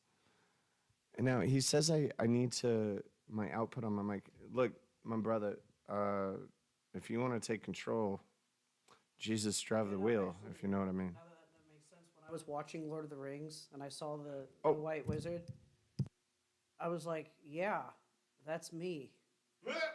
Like he was taking care of the hobbits, but he was like, look, this is no place for a hobbit. And then right when he stabbed the orc, he was like, thank you, but go up there to safety. Like he was like, thank you for saving my life when I wasn't looking, but this is no place for a hobbit. Go help the other guy. You know what I mean? Yeah. Like he was looking out for him. And I mean, that's what I kind of do with Finley and John more than what you've helped him with. But Oh, hi, Missy. I feel like with them, they relate more to me since I'm a little younger and closer to their age, and I've experienced what they're going through. Like I've had to, in terms of them dealing with their autism and everything. And so like they, instead of Zach where he doesn't listen to you, and I told Zach multiple times, I was like, I've done this. She says I'm high too, so this makes total sense. I love it. So when I told Zach, hey, I've been through this. Listen to me. This is what you do to change this behavior. That's affecting you and Anthony. Can you pause real quick? No, real. Just I need to get my producer. What is it? Our Community manager. we need to get our community on here real quick, guys. I'm sorry. This is gonna be a little bit longer of a podcast, which I'm okay with. Are you having fun? Yeah, Dude, but all of I a don't. sudden- I mean, So we went from like people coming in, and now there's people. it's already 5:30. I don't give a fuck. What the fuck are you doing? I mean, I don't want to go too late, but we can keep going. Whatever. When you're done, I'll be done. How does that sound? Okay. Yeah, honestly. But yeah, let's see what our new. This is all work in progress. Pause your mic real quick. Or pause your mic. Yeah, fucking pause your mic. Yeah, that's right, bitch. Pause that shit. No! Now here's both of us. No, don't do it. That's gonna fuck with them. At least you're gentle. No, I was just gonna say, at least you're gentle. No, that. At least you're gentle. At least you're gentle. There you go. God, it's Team Vera. All right. At least you're gentle. I actually, so here's one thing I've learned, and I'm going to say this on the podcast. One thing I actually enjoy about you as a roommate, sexually, that made him knock his fucking, I should have had that on the room camera. Fuck. So I don't know. I don't know if I startled him, but he just slapped his fucking microphone off the table and it fell on the ground when I said sexually. No, one thing that I really do enjoy about, and really most people would see this as a problem. Hang on one second there, Mr. Community Manager. I'm getting to you, Chief. But one thing I really do enjoy about living with you, not sexually, but living with you, is the fact. I'm sorry, I'm trying to multitask. Is the fact that you're very stubborn, but the thing is, so am I. So it makes me question when I'm being stubborn, and it makes me realize when you're being too stubborn.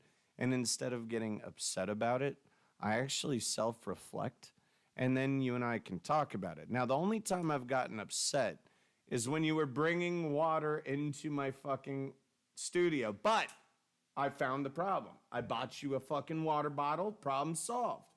You know what I mean? And I'm okay with that. I don't give a shit. Because it solves oh, he's already controlling my computer now. But it solves everybody's problems. Hang on, bud. Let me get rid of this real quick. Hey, and by the way, Missy, I'm pretty sure this is Missy from Steam. I've missed a lot of people, and I hope everyone is doing the best that they can. I still keep in touch with Brandon. Obviously, I keep in touch with my Simon buddy here from Britain, who's controlling my computer as we speak. Our community manager, which is the British pompous ass way of saying producer. But it makes sense because we all have our own. Hey, can you put it on Ben real quick? I'm going to switch it over and let him talk. But I just want to see it work. I just love seeing him do this. Oh, he can't even hear me yet. What is he doing? Uh-oh. What is he doing? Oh, he's doing shit. He's doing something. There's a delay with. Oh, that's interesting. I guess it's not too bad. The fact that there's a delay because whatever it gives you time. Yeah, fuck it. It gives all of us time to do shit. Yeah, he's switching it. Yeah. Go ahead, man. So, so when so I've noticed with John and Finn, you know, they've been on this podcast before, and they've told all of you guys that they are on the He spectrum. said he made my mic. Missy says my mic's way better now because of what Simon did. Dude, I love it. Yeah, could you I love adjust it Simon. so I don't have to hold it all the time? No. He's gonna be managing. You still Well- need to mute yours. I need to mute mine. But No, like, I mean like I don't have to hold it up to my face. I can talk They said comfortably. that mine's better, but let's see. Go ahead and talk, and we'll see what they say. Can you hear this? Oh no! Go ahead and talk. Like Oh. literally, go ahead and tell me So everything. with John Yeah. and Finn, you know, they've told us previously on the podcast when we were all playing cards that they're on the spectrum, and I see that a lot with them. I can relate to them because I've been in their situation. You know, I was way younger when I had the issue, and I had parents who helped me through it sometimes, or I dealt with it myself and fixed my behavior. And so, like, Finn, I can tell he learns, but also sometimes he forgets. Like I tell Yeah, him all yeah. the time, I'm like, dude, But he cares enough right, to try. right, Yeah. which is amazing. And I was like, dude, look, I get you want to go to this restaurant, you know, as small as that sounds, and sometimes he does get upset when we can't decide. I'm like, dude, I just told you. I said I'm down for that place. I just said look for a different place so we have another option.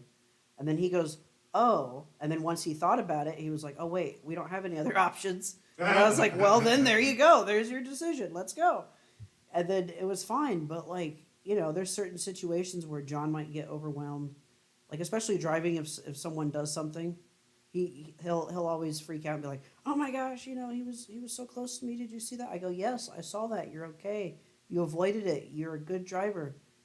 You're fine. Just, you know, keep driving. We can talk about it when we get to our destination if you want to. But you're good. You know what I mean? But he would talk on and on about it. I'm like, dude, I get it. It's stressful. It happened. Let's keep driving. Once we get to our destination, if you want to talk about it more, we can. But you don't want to be bitching about that while you're driving.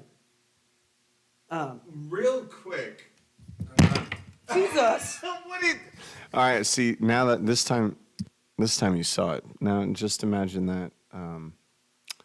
Okay, I gotta ask, Simon. I know you're controlling right now, but I'm just curious. What exactly are you doing in my settings? Because I'm a little scared. Like we're live, so whatever you do, you gotta be a little careful with that. So, I trust you, obviously, 100%. And but no, I mean I do, obviously. It's just. Oh yeah, go ahead. So I was going to say that, you know, I love helping them because I know that eventually that is my goal to when I move from here.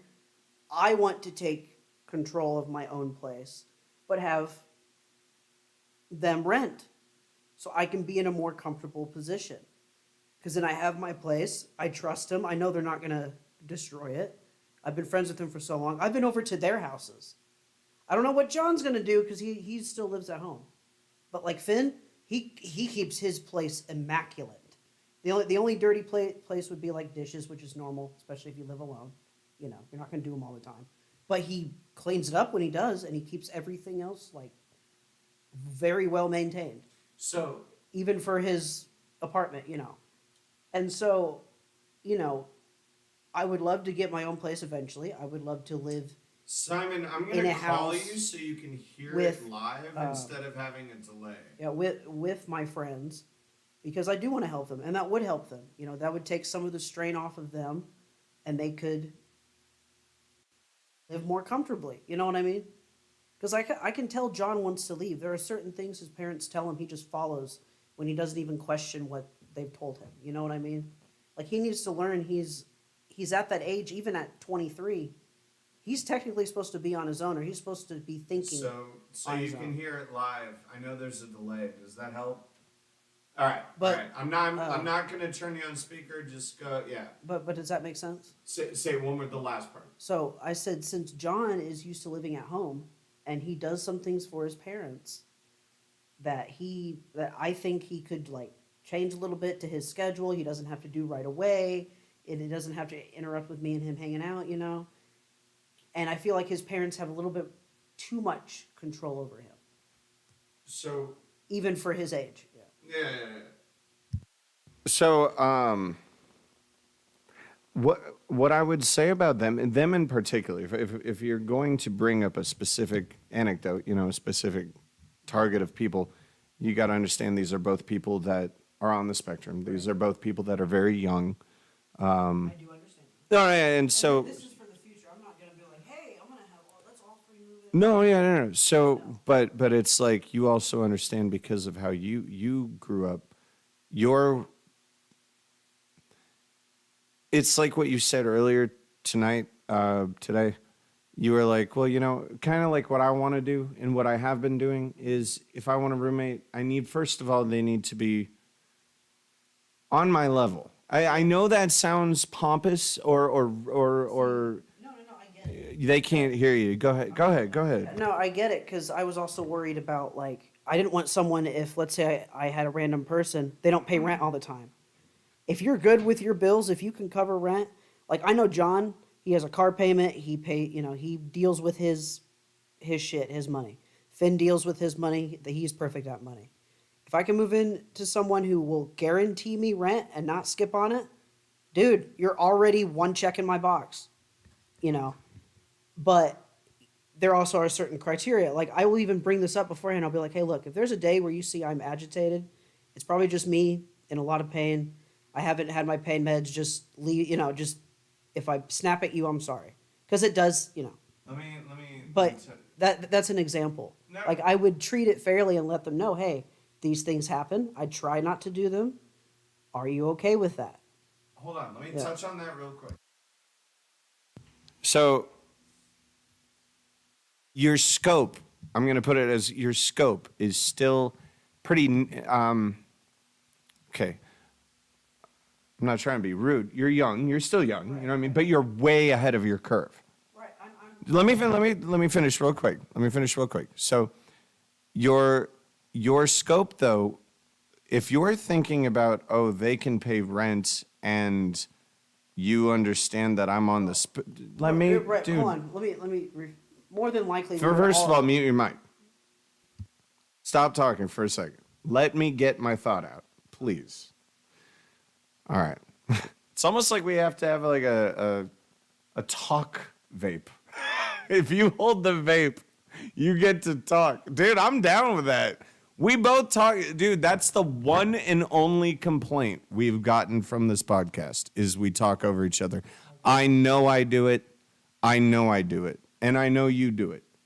We got to work on it. And it's just, it is what it is. You know what I mean? I'm aware of it, but we got to work on it. But anyway, so real quick to get the thought out because I'm going to lose it. See, I already, fuck. What were we talking about? We're talking about rent and money. Yes, the scope. That's right. Okay, so the scope in which you were thinking, like, okay, I'm going to, like, you're putting yourself in my position, like, okay, I'm going to take on someone to come into my home and be my roommate, right? Right. So in that sense, it's like, but, so that's how I was thinking too. It's like, that's what I thought with Zach, is he could pay rent, right? Okay, I'm cool. But there's so much more to that. Right. That's what I said. And there's so much more that I don't even think you've yet understood, but you pick it up so fast that like you'll be there. You're a fast learner. Here's what I know. Go ahead. Yeah, go ahead. Good. Yeah, go ahead. How I've made my decision is because I hang out with him a lot. Even like as soon as Finn met me, we were hanging out more than him and Zach all the time. We would just hang out, just talk, just get to know each other. We're friends. We want to be in each other's lives. Help each other.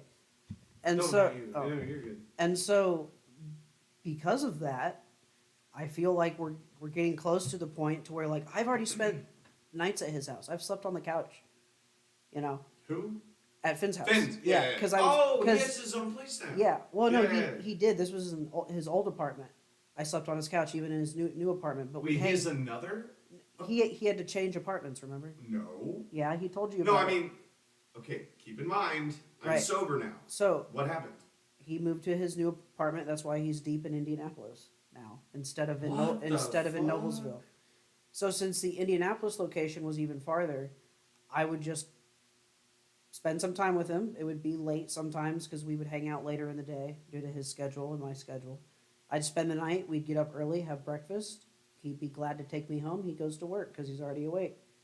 Worked out perfectly. Yeah. I would repay him and I'd pay for his breakfast sometimes, or I'd give him gas money. I remember what I was going to Yeah. say. Can I? All right, let me finish this thought real quick because it goes back to what you were talking about. So- Can you please mute your mic? Let me finish my thought. So you were originally talking about how you'd bring them in. I think they're not. I don't. You maybe you already know this. They're not ready, and you're not ready for that kind of shit. Right. I'm not, like I said, I'm barely ready for that kind of shit. And you're like, I'm glad that I got you. You know what I mean? I'm so glad that I got you. I'm like future, like way in the future from now. But you'd still in the future, like long distance. Yeah, that's like your. And that's like my plan B. So like if Would I your so future be you and a woman, or yes, you and a man, yeah, or you? that's what I'm saying. That's my plan B. My plan A is to have a relationship with someone and not need to do that.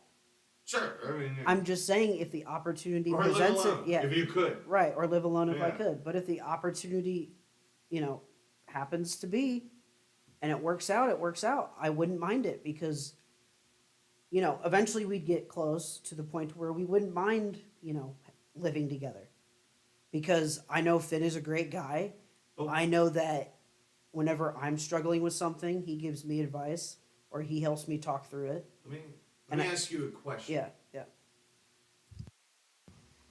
So, no, I just find it interesting because I'm trying to put this in perspective.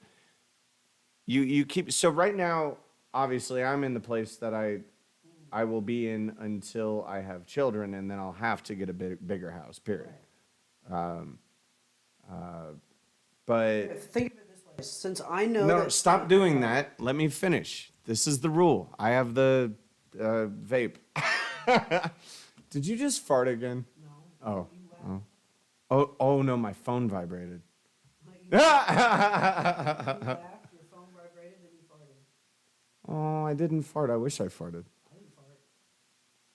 didn't fart. All I heard was you laugh. I just went, Well, anyway, all things happened except for the fart, apparently. maybe it was But when the phone vibrated. no, I just find it interesting that, we're in a position where this is long term, and I figure this will be your goal until you get out on your own or with a woman. So why do you keep going to, and this is my question, why is your future involving either Finn or John? Why not just you or you with a partner? Why is your next step another friend? And now go ahead. Because my plan B is if I don't find someone until then, and I want to live somewhere else. the hell away from me? No, I'm just saying if an opportunity presents itself to where, if I end up moving for whatever reason, it could be for anything. I could lose this job. What have if I to- do find someone and Right. I'm like, sorry, Exactly. man, but yeah. And that was my point too. Yeah. I want to have a plan B to where Absolutely. to where you and I both always have plan to where Bs if I don't find a and woman, C's and D's. so like if I don't find a woman or if I don't find a man who I like, yeah. then it's kind of like, okay, well, I don't want to live alone right now because it's one income. Yeah. And I don't know what job I'm going to get next. So more than likely, I'm going to have to move in with someone. Sure. Boom, I have two. If something yeah, changes, right. Like, so really what you're doing is exactly, do you mind? Because you and I both know, this is another thing that I love about, like, honestly, so I've told my mother this, I've told Jacob this, I've told myself this, I've told everyone this. You are the best roommate I've ever lived with. Like single, like, you know what I mean? It's just like, because you overthink everything, which I do too. So we're on the same page. And it's funny. So we're both neurotic is what the word is. We're both neurotic. Or if you want to call it, if it can be obsessive, compulsive, whatever. But we're both on the same page. So once we get past like that argument, it was like, or not argument, miscommunication led to, oh yeah, totally. You know what I mean? Understood. And it was just that easy because we both understand it. And it's just like, I love that about you and you're so obsessed with time. But I do find it that even sometimes you will just grow to learn this. And I think you already are a little bit. But once you get comfortable now that you're out of your parents' home, and you know how I am with time and shit like that, you're gonna understand that you can feel more comfortable about it. You know what I mean? Yeah. It'll start to become more like less like a stick up your ass and more like a fluffy cotton candy up your ass. Like, really, the only time I check the time is at work. That's it. Yeah. Oh, go ahead. Go ahead. No. Yeah. Really, the only time I do that is when I'm working.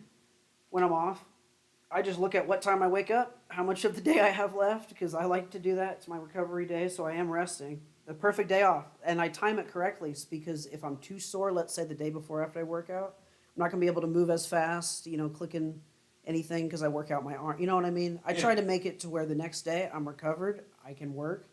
And it works so well that actually Thursday I perform better after working out on Tuesday. Because I get pain relief.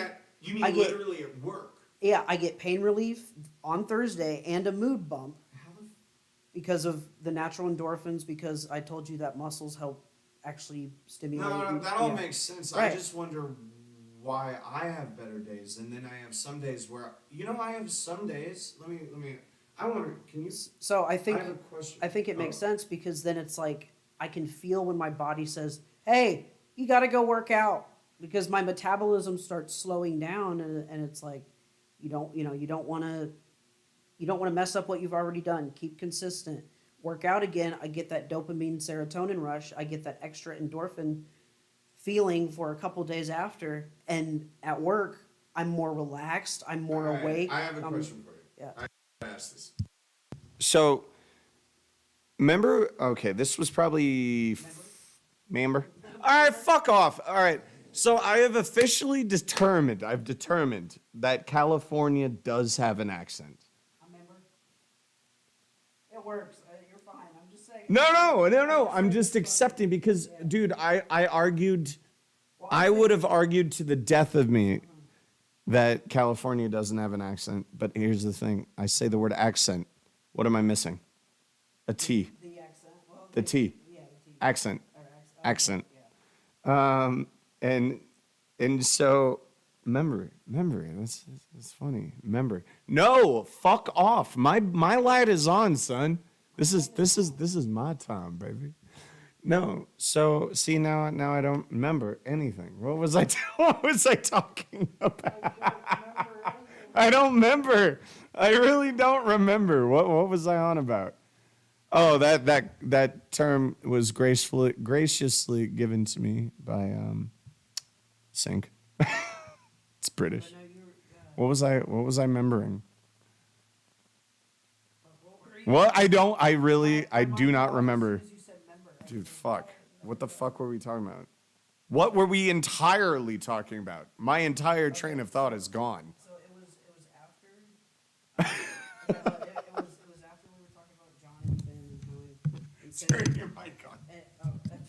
and saying how they need to develop a little bit more before I would decide. And we were talking about future plans, and you said we should all have plans. That's given. I talked about that, and I was talking about how that was my plan B because you've told me. And then I was talking about how good of a roommate you are, and then you fuck with me, you dick. Yeah, great roommate. You turn. I'm just kidding. Okay, wait. All right. Mute your shit, bitch. Ubiquitous. Yeah,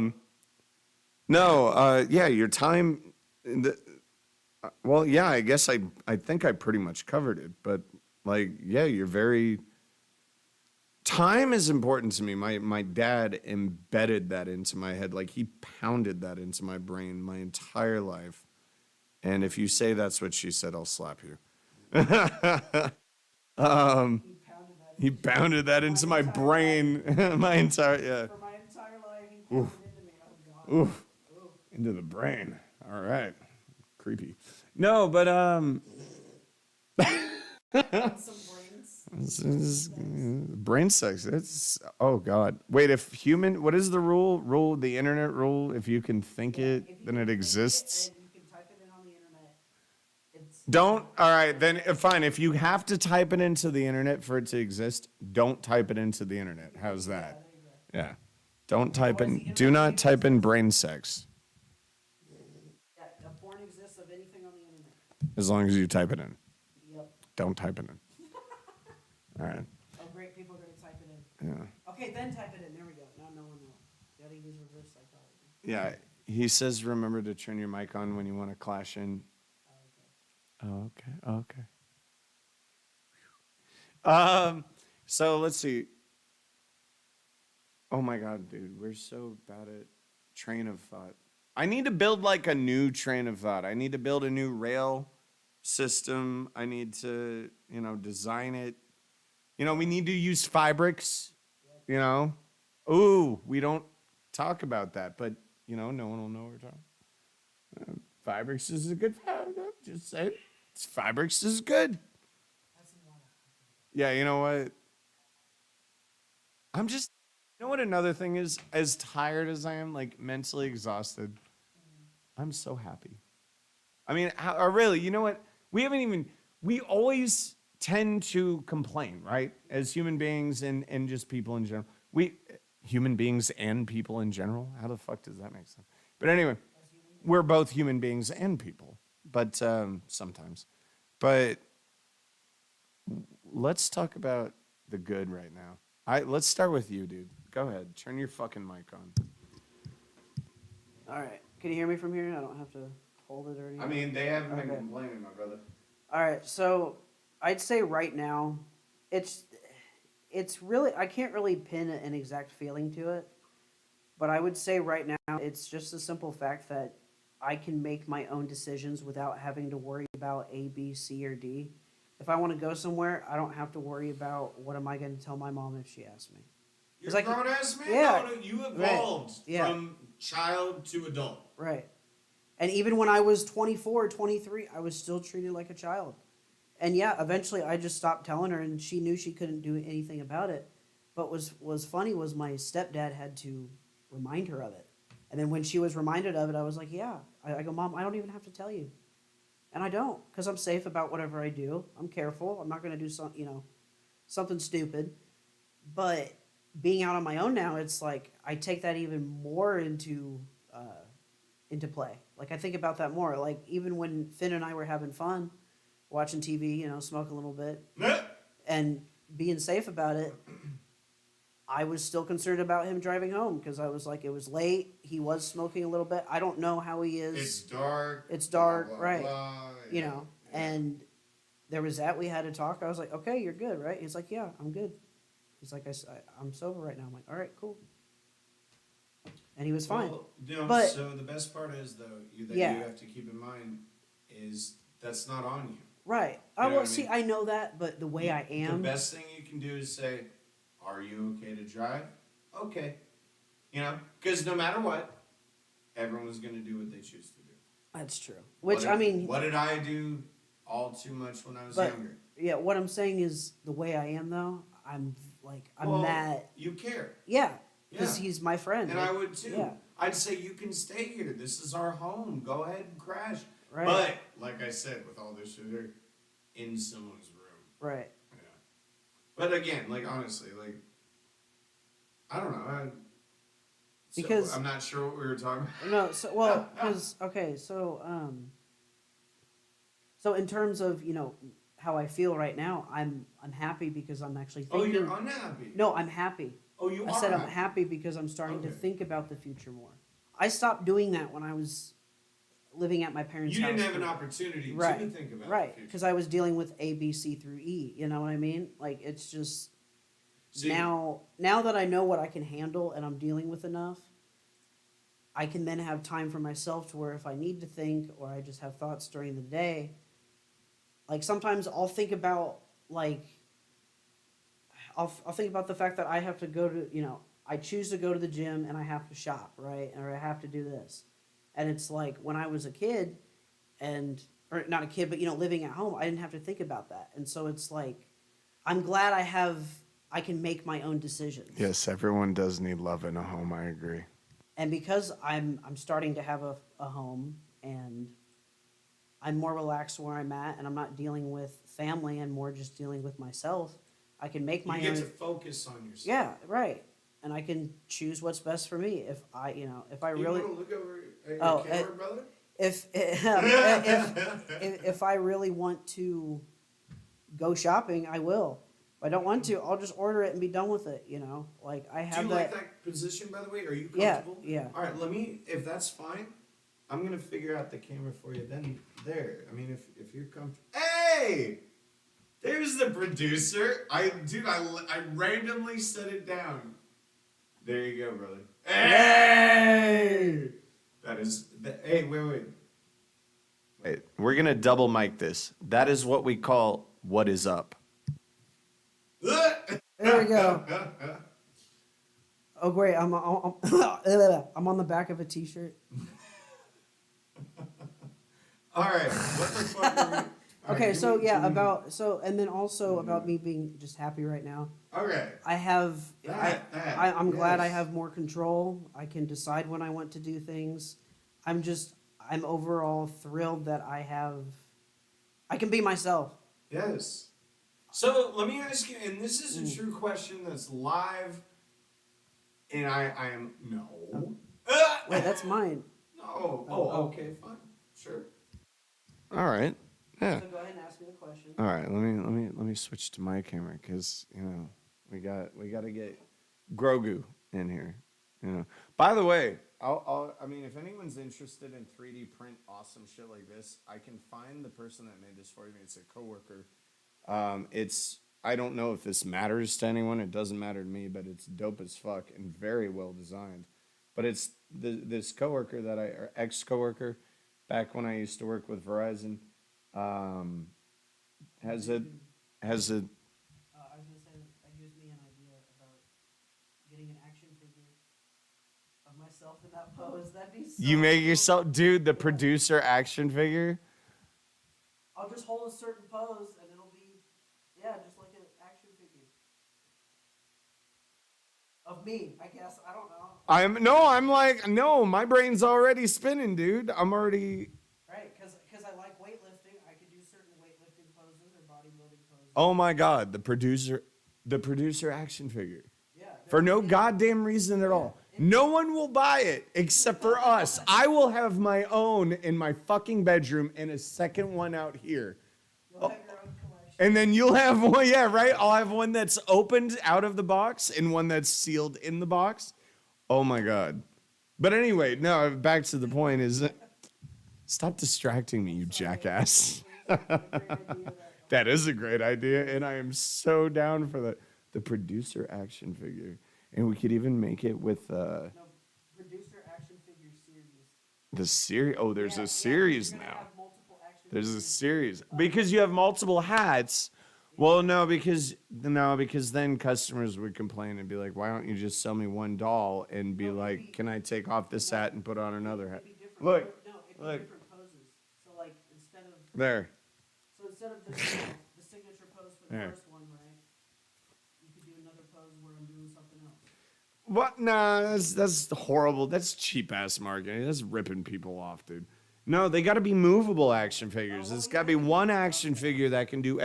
We ain't fucking gypsies, bro. I was talking about for myself, I would have one in that pose. But if we want You are so. Well, you do have a large ego. That makes sense that you would say that. He wants to have individual dolls for his own personal collection in different poses. They can't move. They're just stuck in the correct pose. That's ego right there. That's pure ego. I love it. No, but his ego is also converted into confidence. So what I'm saying is I would. You can't hijack the fucking microphone. But you're spinning it in a way that's not me. What I'm saying is, I just want one figure really Okay. of just me. You realize Okay, me. how Hold on. high we sound Hold on. right now. Me picking. We're talking yeah. about Hold on. toys. Hold on. me picking a signature move or a signature A pose. signature move? What That- are you, Steven Seagal now? No, I'm saying a signature pose that deals with my producer personality, and I'll just have that on my side of the camera. Jesus Christ. It's a similar how you have Yoda or Grogu or whoever the fuck that is. Or Baby Yoda. That's what I refer to him as. Yes. Baby Yoda, yeah. You have Baby Grogu, Yoda. but yes. I'll just have my own action figure that looks similar to me, and it'll just be in a signature pose that we decide for our podcast. Oh, that And then- we decide. yeah. Yeah, And sure. then- We're gonna decide. All Trust me, because you it'll mentioned- be all his decision. All because you mentioned 3D printing. And then you even said that was a good idea. Why not do it once? It'd be funny. All right, let's go ahead and review this. I'm fucking muting your mic. I'm done with it. I don't care if you fucking hit that button. You're already muted. I'm taking over from here, Chief. All right, let's go over what you just described to us here. I love the initial idea. I think it would be dope as shit to have an action figure like in any stance. And I'm saying one doll that can move in any position, you know, standard, typical 2023. I don't know. I don't buy fucking dolls these days. I don't. Action figures, sorry, whatever you want to call it. But so we got one action figure of you, right? And the selling point would be interchangeable hats. I mean, come on, that's your thing. So you got like so the doll will come with no hats, right? And then it's like if you really want to be the producer, you got to buy the hats, right? And now I think that's your only pair of shades, right? Yeah. All right. So why not? Let him have it. Let him have the shades. That would make sense. Like, because you're a very stoic person, so it takes away from emotion. It makes you very, like, neutral. Yes, that's a good way to put it. Neutral. And so they get the shades. They get the no smile. You know, they get the stoic mouth, and then And then it can vape. It can just shoot out water vapor. You're like, no, and it'll come with one vape, but then the accessories include different. Here, let me switch over to the room camera. He did. I like that he was helping us out there, but it's all right. Yeah, and now the camera's perfect on you, and not so perfect on me, but that's all right. You're more important anyway. But we're making an action figure of you. Who gives a shit about me? I mean, we'll have one in the background, you know, like one. Oh yeah, there's that Anthony doll that was thrown in the back. there's one series called, It's like defective. there's one series called Producer, and then one series called The Producer and Anthony. But it's No. all- it's all in lowercase on the package, and you see Anthony just back there. And No. There's just one made copy of an Anthony action figure, and it's thrown in the back, and it's defective. Its arm is on its leg, and its leg is on its arm, and you know, and it's so rare that and it's so yeah, right. So actually, it's a gem. if you were to buy it, you would have to give us a lot of money because it's the only action figure ever made.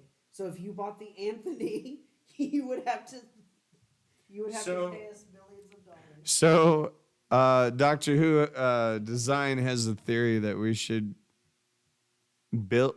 I'm gonna have to read this. We should buy a 3D printer and print more 3D printers. It's a brilliant idea if it worked that way. Yeah. Yeah. But it doesn't work. Dude, you look as high as I feel.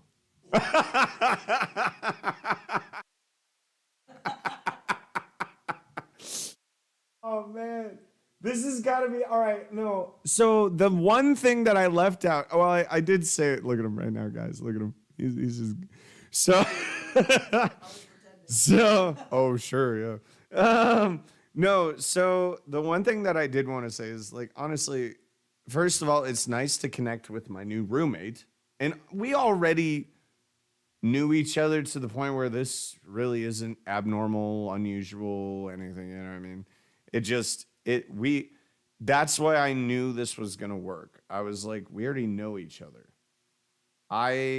Dude, I threw you through a pit of fire. I tested your everything. You are the only human being where when I said, I'm sorry, I'm done with you, you said, no, fuck that. And you fought for months. Dude, I've never seen that before in a human being, ever. And actually, please take over because I want to understand. Wow. Just go ahead. I'll tell you why.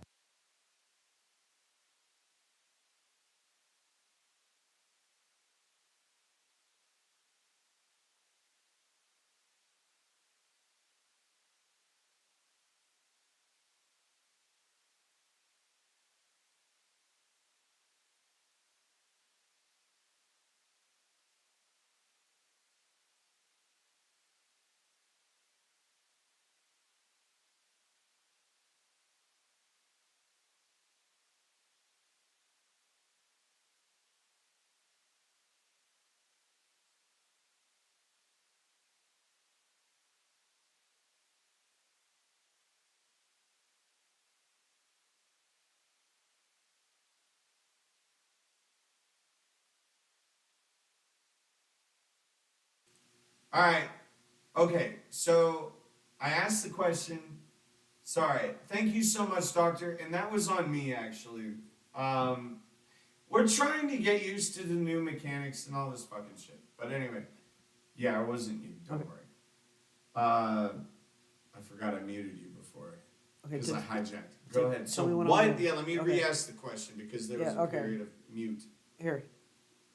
No, let me Oh, okay. say the question. Okay. Go ahead. Oh no, I can say it here.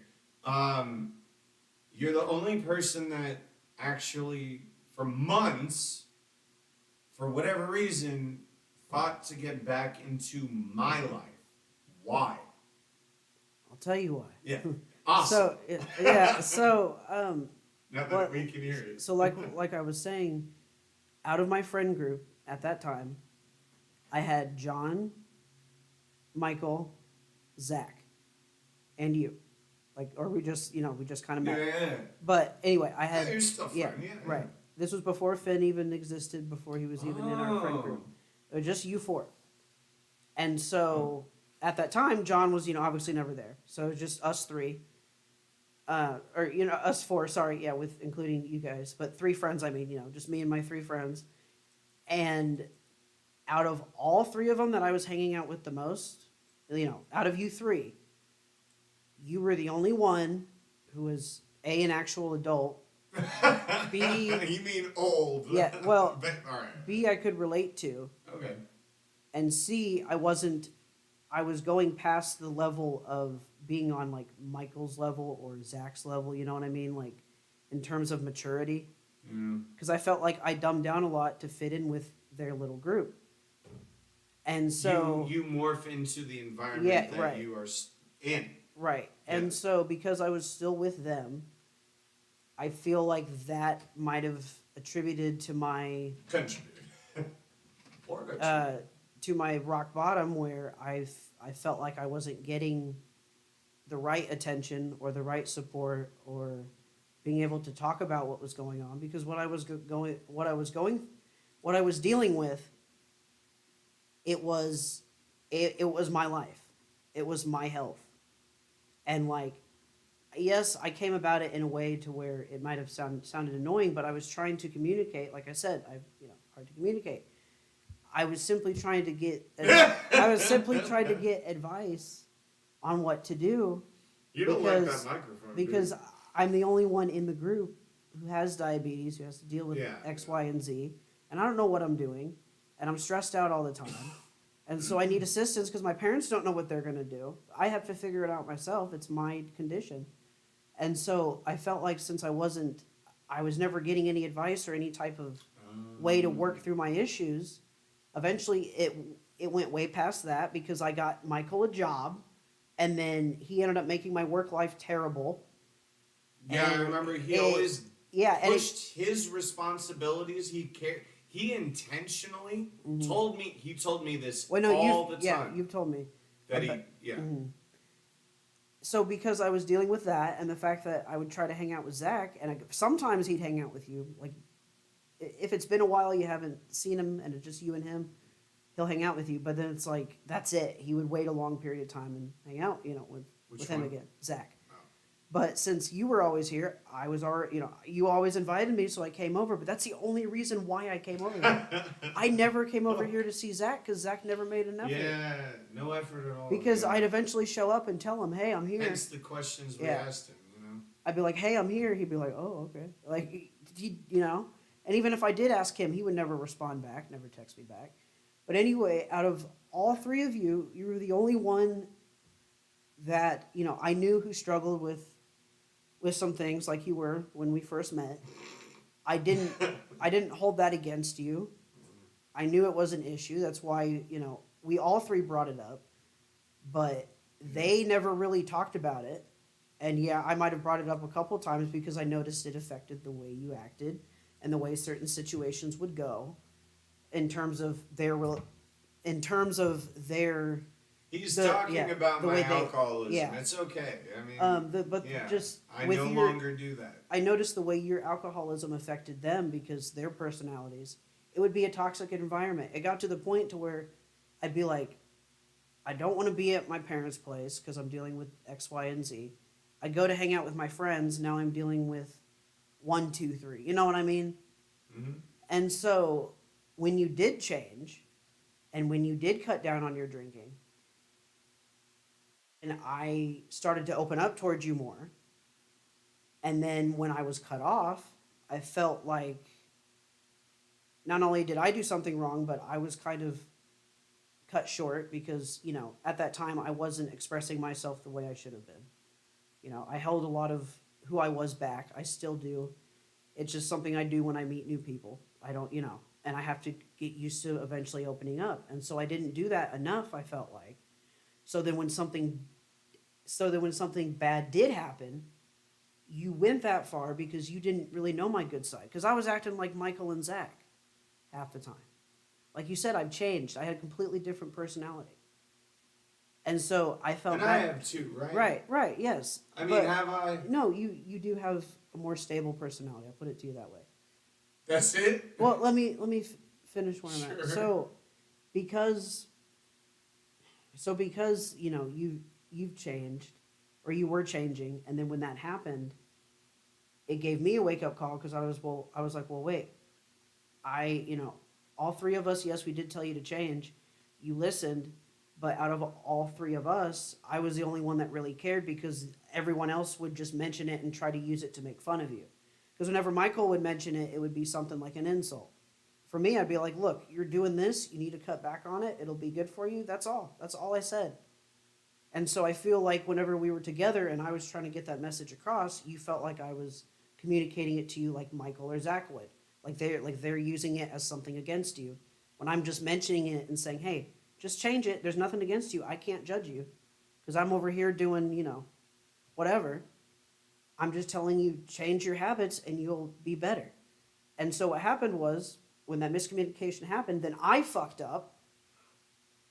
And it was just like, okay, we're done with each other. But I realized that everyone else in the house, they didn't really care. They, seemed like they managed okay. Yes, I fucked up. But then how I fought back was I thought about what I did. What I truly did to destroy the relationship, basically. And then I realized I was doing that with everybody else in my family because that's what I grew up with. That's what I adapted myself to. I wouldn't want to change after, let's say, you broke up with a friend or whatever you want to call it.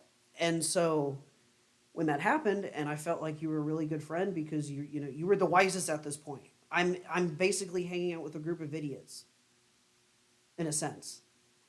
And I just relate to older people.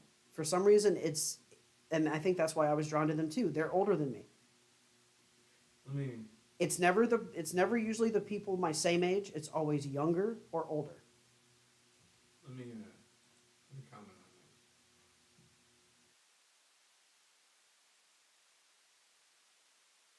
on that.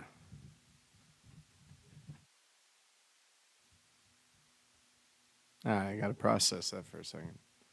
Because I actually owe you an apology. I mean, obviously. I mean, I'm sure I've already given it to you, but.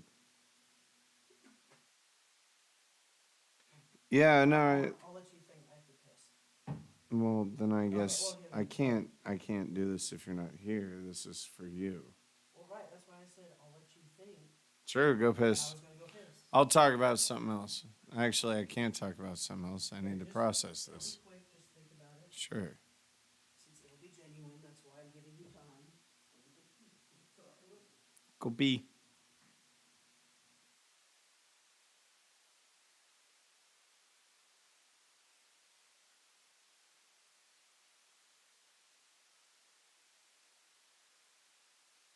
See, that's the thing is, he saved me. I didn't save him. He was a key ingredient to saving me, but I'm gonna have to. Honesty is the best policy. It's always best to communicate. I'm gonna have to tell him exactly how I perceive this situation. I think he knows he helped me, but all right. Let me try to. Okay. So, welcome back, Chief. Oh, I said welcome back, Chief, and he's done peeing now. Much better. Yeah, exactly. All right. So here's the thing. When I was going through what I was going through, and by the way, I still don't understand how well, it was a combination of, well, that's the thing. People constantly tell you, stop doing this, you're killing yourself. Stop doing this, you're hurting yourself. Stop doing this, it's stupid. And you never really listen until you do. And it's hard to pinpoint when I realized, but what I remember is I hate to say this, Michael, Brandy, but most importantly, for whatever reason, me, and I don't know why I switched my mentality. Maybe I was just done with it. You know what I mean? I understood that I want this. I can't get that if I'm doing this. The end. But see, when I changed, as we keep calling it, and I'm okay with that, sure, because it baffles people still today. People keep calling me boring or different or not the same. It's like, no, I'm not the same. And I'm sorry if you don't like it, but you know, I think I'm still pretty cool, man. I mean, I don't know. I got you to live with me. But really, when you did that, I think I was in a narcissistic position of somehow I stopped drinking. And I made that choice without AA, without this and that, without this. I just did it.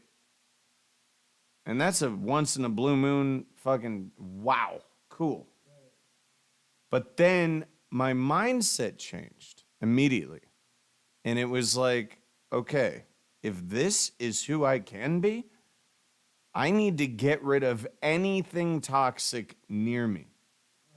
And it was not personal. It was not anything. It was like, dude, look at my Facebook now. I had over 300 people, friends, whatever, if you want to call them friends, on my Facebook. I have 32 now. Good? Let me finish. Oh, okay, yeah. I got you. I feel it.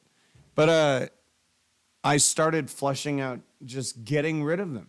And a lot of people reacted very harsh. Well, obviously they reacted harshly, and some didn't give a shit. And that's why I did it. I was like, dude, these people don't care about me, and why the fuck? Actually, I care, but what did I tell you? I love everyone until you give me a reason not to love you. And then I'm dead fucking serious about that. But like, as far as connections on Facebook, it's like, dude, if I'm not talking to you for how long, like, I'm not. Anyway. Go ahead. Yeah. So, Oh, no. Let me finish my point. You didn't even. I know. I keep watching you all. Let me finish. My point is, yeah, I know. I was thinking, damn it, let him talk. But let me finish the point, which is, once I did this, I think you fit into that superficial bubble at the time. It was bad. It was the wrong place, wrong time. But at the same time, if you think about it, wasn't it the best place, best time? Uh-huh. No, really, like the outcome, because you gave a shit. And all right, now please take over. well, because when I realized what I did the next morning, well, really the next day after that, because I was so drunk, we determined I was drunk for an additional day. Because By that, we had to look Yeah. at him. It's actually on our podcast on a very early Yeah. episode. We figured out his blood alcohol content, and it was bad. It was a bad day for him. That's all it was. yeah, I've never done that since. It's never happened again. It will never happen again. But it got that bad that I was like, what the fuck did I do? Like, literally, that was my thought after I finally sobered up. I was like, what did I do? Yeah, what did I do? Right. Like literally, Well, I what know. did I do? I mean, I knew what I did, but it was just but like, really, why? you didn't remember. You Right. didn't remember so much shit. You were like, wait, what? I did. No, I didn't. You remember? You were Right, like, I right. didn't do that. No, Because I was still. I'm saying after I you were was sober. Yeah. After I'm sober, I remember, but I was Sure, still there's drunk. a metaphorical. Yeah. What did I do? Right. but- It was but- metaphorical. What did I do? But when I realized that, I was like, okay, well, I know Michael's gonna try to come over here all the time, and he did that. Just like I knew what he was doing. I was just like, okay, whatever. I don't Yeah. care. Like, okay. And then I just started focusing on myself, and then I thought, I was like, well, what's that last conversation I had with Anthony? Okay. And it was about finding something you're interested in, because when you asked me that question, I couldn't answer it I gave you correctly. one of my yeah. So I thought about that, and I was like, well, speeches. what am I interested in? And I was like, okay, well, conspiracy theories. So then I was like, okay, let me just stop spending time with friends and just focus on what I think Your I interests. yeah, on what I was interested in. And so I started doing that. I gained even more knowledge, and then You realize because of that, this podcast was born. Yep. Yep. But I did that, and ever since then, it's been fine. It's been great. Like, I've completely changed the way my view on life. It used to be like, oh, eventually I'm gonna die. Whatever. Who gives a shit? I don't care. Now it's like, if I don't care, it's for a certain reason. If I do care, it's for a reason. So like now, I feel like I have a reason to be here, and that was, I think, part of the reason why I You did what I needed a did. purpose. I felt like I had no purpose, because I'm living a life of just doing nothing, And working a bad job, and just not having the best environment to nurture me and to let me excel because of how neurodivergent I am. Whoa. Wait, let me switch Yeah. it, please. Because first of all, I really want to know what neurodivergent means. Let me take it. I'm just going to take a guess. Neurodivergent. So if you diverge, it means you split off. Yeah. Have you heard of So neuro means, I'm just guessing. I've never heard that word before. Neurodivergent. Neuro meaning neuropathy.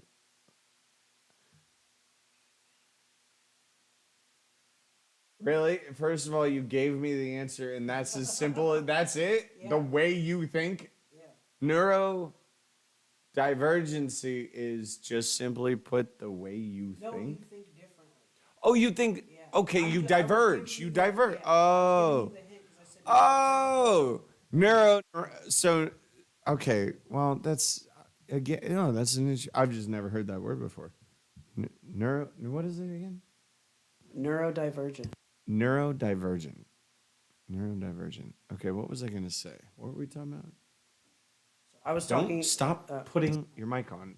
Just tell me. I was talking about how, because of the environment that I was in, I wasn't nurtured, and my neurodivergent brain, since I function differently than a neurotypical person, my environment had to be changed a little bit differently for me to excel. I love it. Sorry. Jesus. I don't know why it's funny. All right. Neurodivergent. I don't know, man. All right.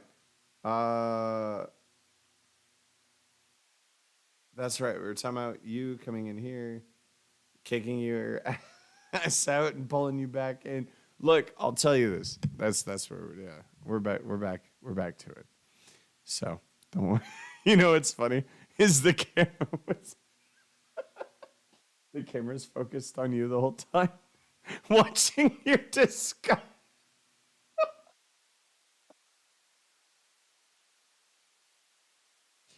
I love going live, dude. I love this. This is cool. You know why? Because this is real. And I'm sorry, but I still stick to I'm never going to lie to my customers. I'm not going to lie to you. Look, the only time I lie is if I have to for either, what is it, self-preservation, Right. or if I don't want to hurt your feelings. You know what I mean?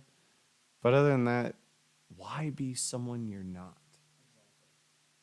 It's just that simple. So I love going live because you have no idea what's going on. You know, the chaos theory is not only absolutely true, but it's really starting to become more predominant.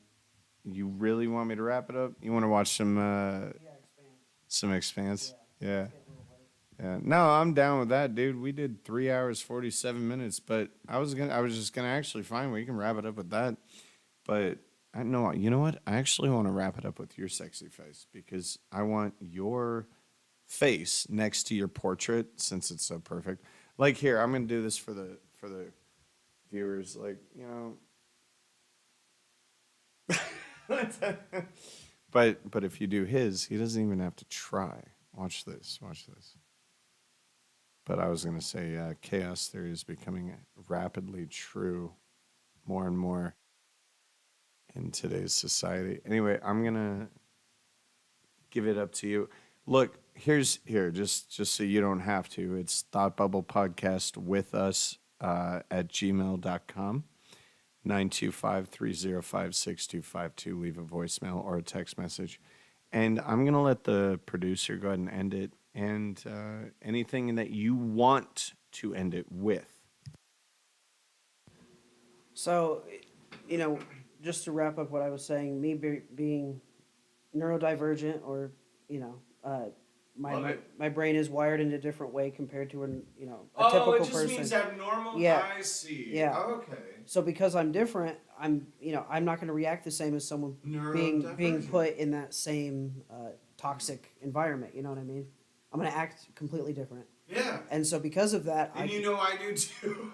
and because of that, my response was completely shut down. Just don't care, shut down, just For don't which situation? for living the life I was living. Gotcha. And then that shutdown became, I'm going to drink until I don't care what happens. You're clever. Until it goes to, I'm going to drink so much I don't give a shit. Like that level of not caring. Mm. And so I'm glad that happened. The way it happened, obviously I would change that if I could. But then again, if I did it that way, would it turn out the same? You have all those questions. But then again, I think back and I'm like, I'm glad that happened because it changed my life. You know what? Okay, I'm gonna end this Yeah. here. I'm going to end this here, actually, because I think this is something that you and I have both been touching up on, like, in between, like, just when we hit each other, in the kitchen or whatever. The word kismet, shit like that. I want to touch more on, I can't believe I'm saying this. Actually, I can believe I'm saying this. The new me. I want to touch more on, okay, I hope you're down. Spirituality. Yeah. Cool. And I think that there's a lot of interesting things. Here's what I want you to do. So we're going to have another Thought Bubble podcast with us on Saturday. What's the date on Saturday? What's today? Oh, 15th. So 16th, 17th, 18th, right? I believe. For Saturday? What the hell was that? Dude, you're farting in back. I knew it. He's farting, dude. This motherfucker, man. I mean, like I said, at least they don't smell. At least not over here. I mean, yeah, hey, your body's working. That's all that matters, all right? That's how you describe the fart. I'm sorry. Let me please turn your mic. I'm sorry. Well, hang on. Go ahead. No. Do the hand motion, please. I'd love to see that again. Yeah, that's. Go ahead and turn your mic. Turn your mic off.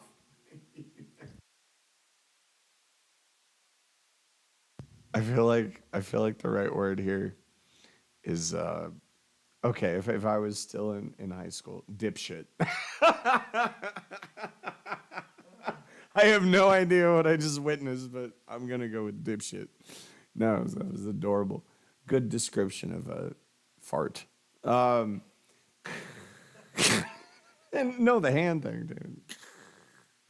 It was so instant. I mean, there was there. But Jesus, what the fuck? Okay, so yeah, to get us back on schedule, we're gonna be doing Thought Bubble podcast with us on Saturdays and doing the Residential Aliens, which is a resident alien podcast, which is a TV show, on Wednesdays. So we're just trying to readjust to everything's changing because everything's evolving. Things change. In fact, look at our first podcast compared to this one, and you'll see what I'm saying. And it's only getting better. But what the hell was I going to say? Kismet. Kismet. We want to talk about the idea. You wanted to talk about Spirituality, Kismet, the concept of how many times in our lives, like, look, I'm not religious. You know what I mean? I don't believe in the whole, organized religion isn't. Yeah. But spirituality, now that my entire life, I grew up not understanding what that meant until I met you. I'm not kidding. When did I, okay, Ben, this is going to sound insanely insane. And no one here, unless they listen to the podcast, will know what this means. When did I meet Jacob? Around the time we went in? After. Oh, after.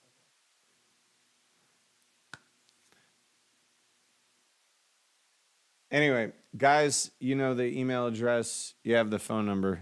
Do you want to wind it up? Really?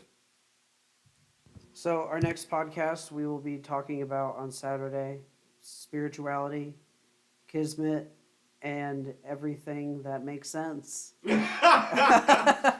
everything Yeah. that really doesn't make sense. Yeah, or doesn't make You know sense. what I mean? So we're gonna throw some conspiracy theories at you. I'll get back into that, and I'll do some more in-depth research on And spirituality. if there's anything we can pull up, we got the monitor ready to go. If there's anything you want us to pull up, Okay. no, really, I mean them and us. You know what I mean? Next week we'll work on that. But if there's anything again that people want us to pull up, we'll pull it up. Okay. We'll research it. We'll do what we got to do. All right. This has Well, been this is the Thought Bubble podcast with us, and this is the producer.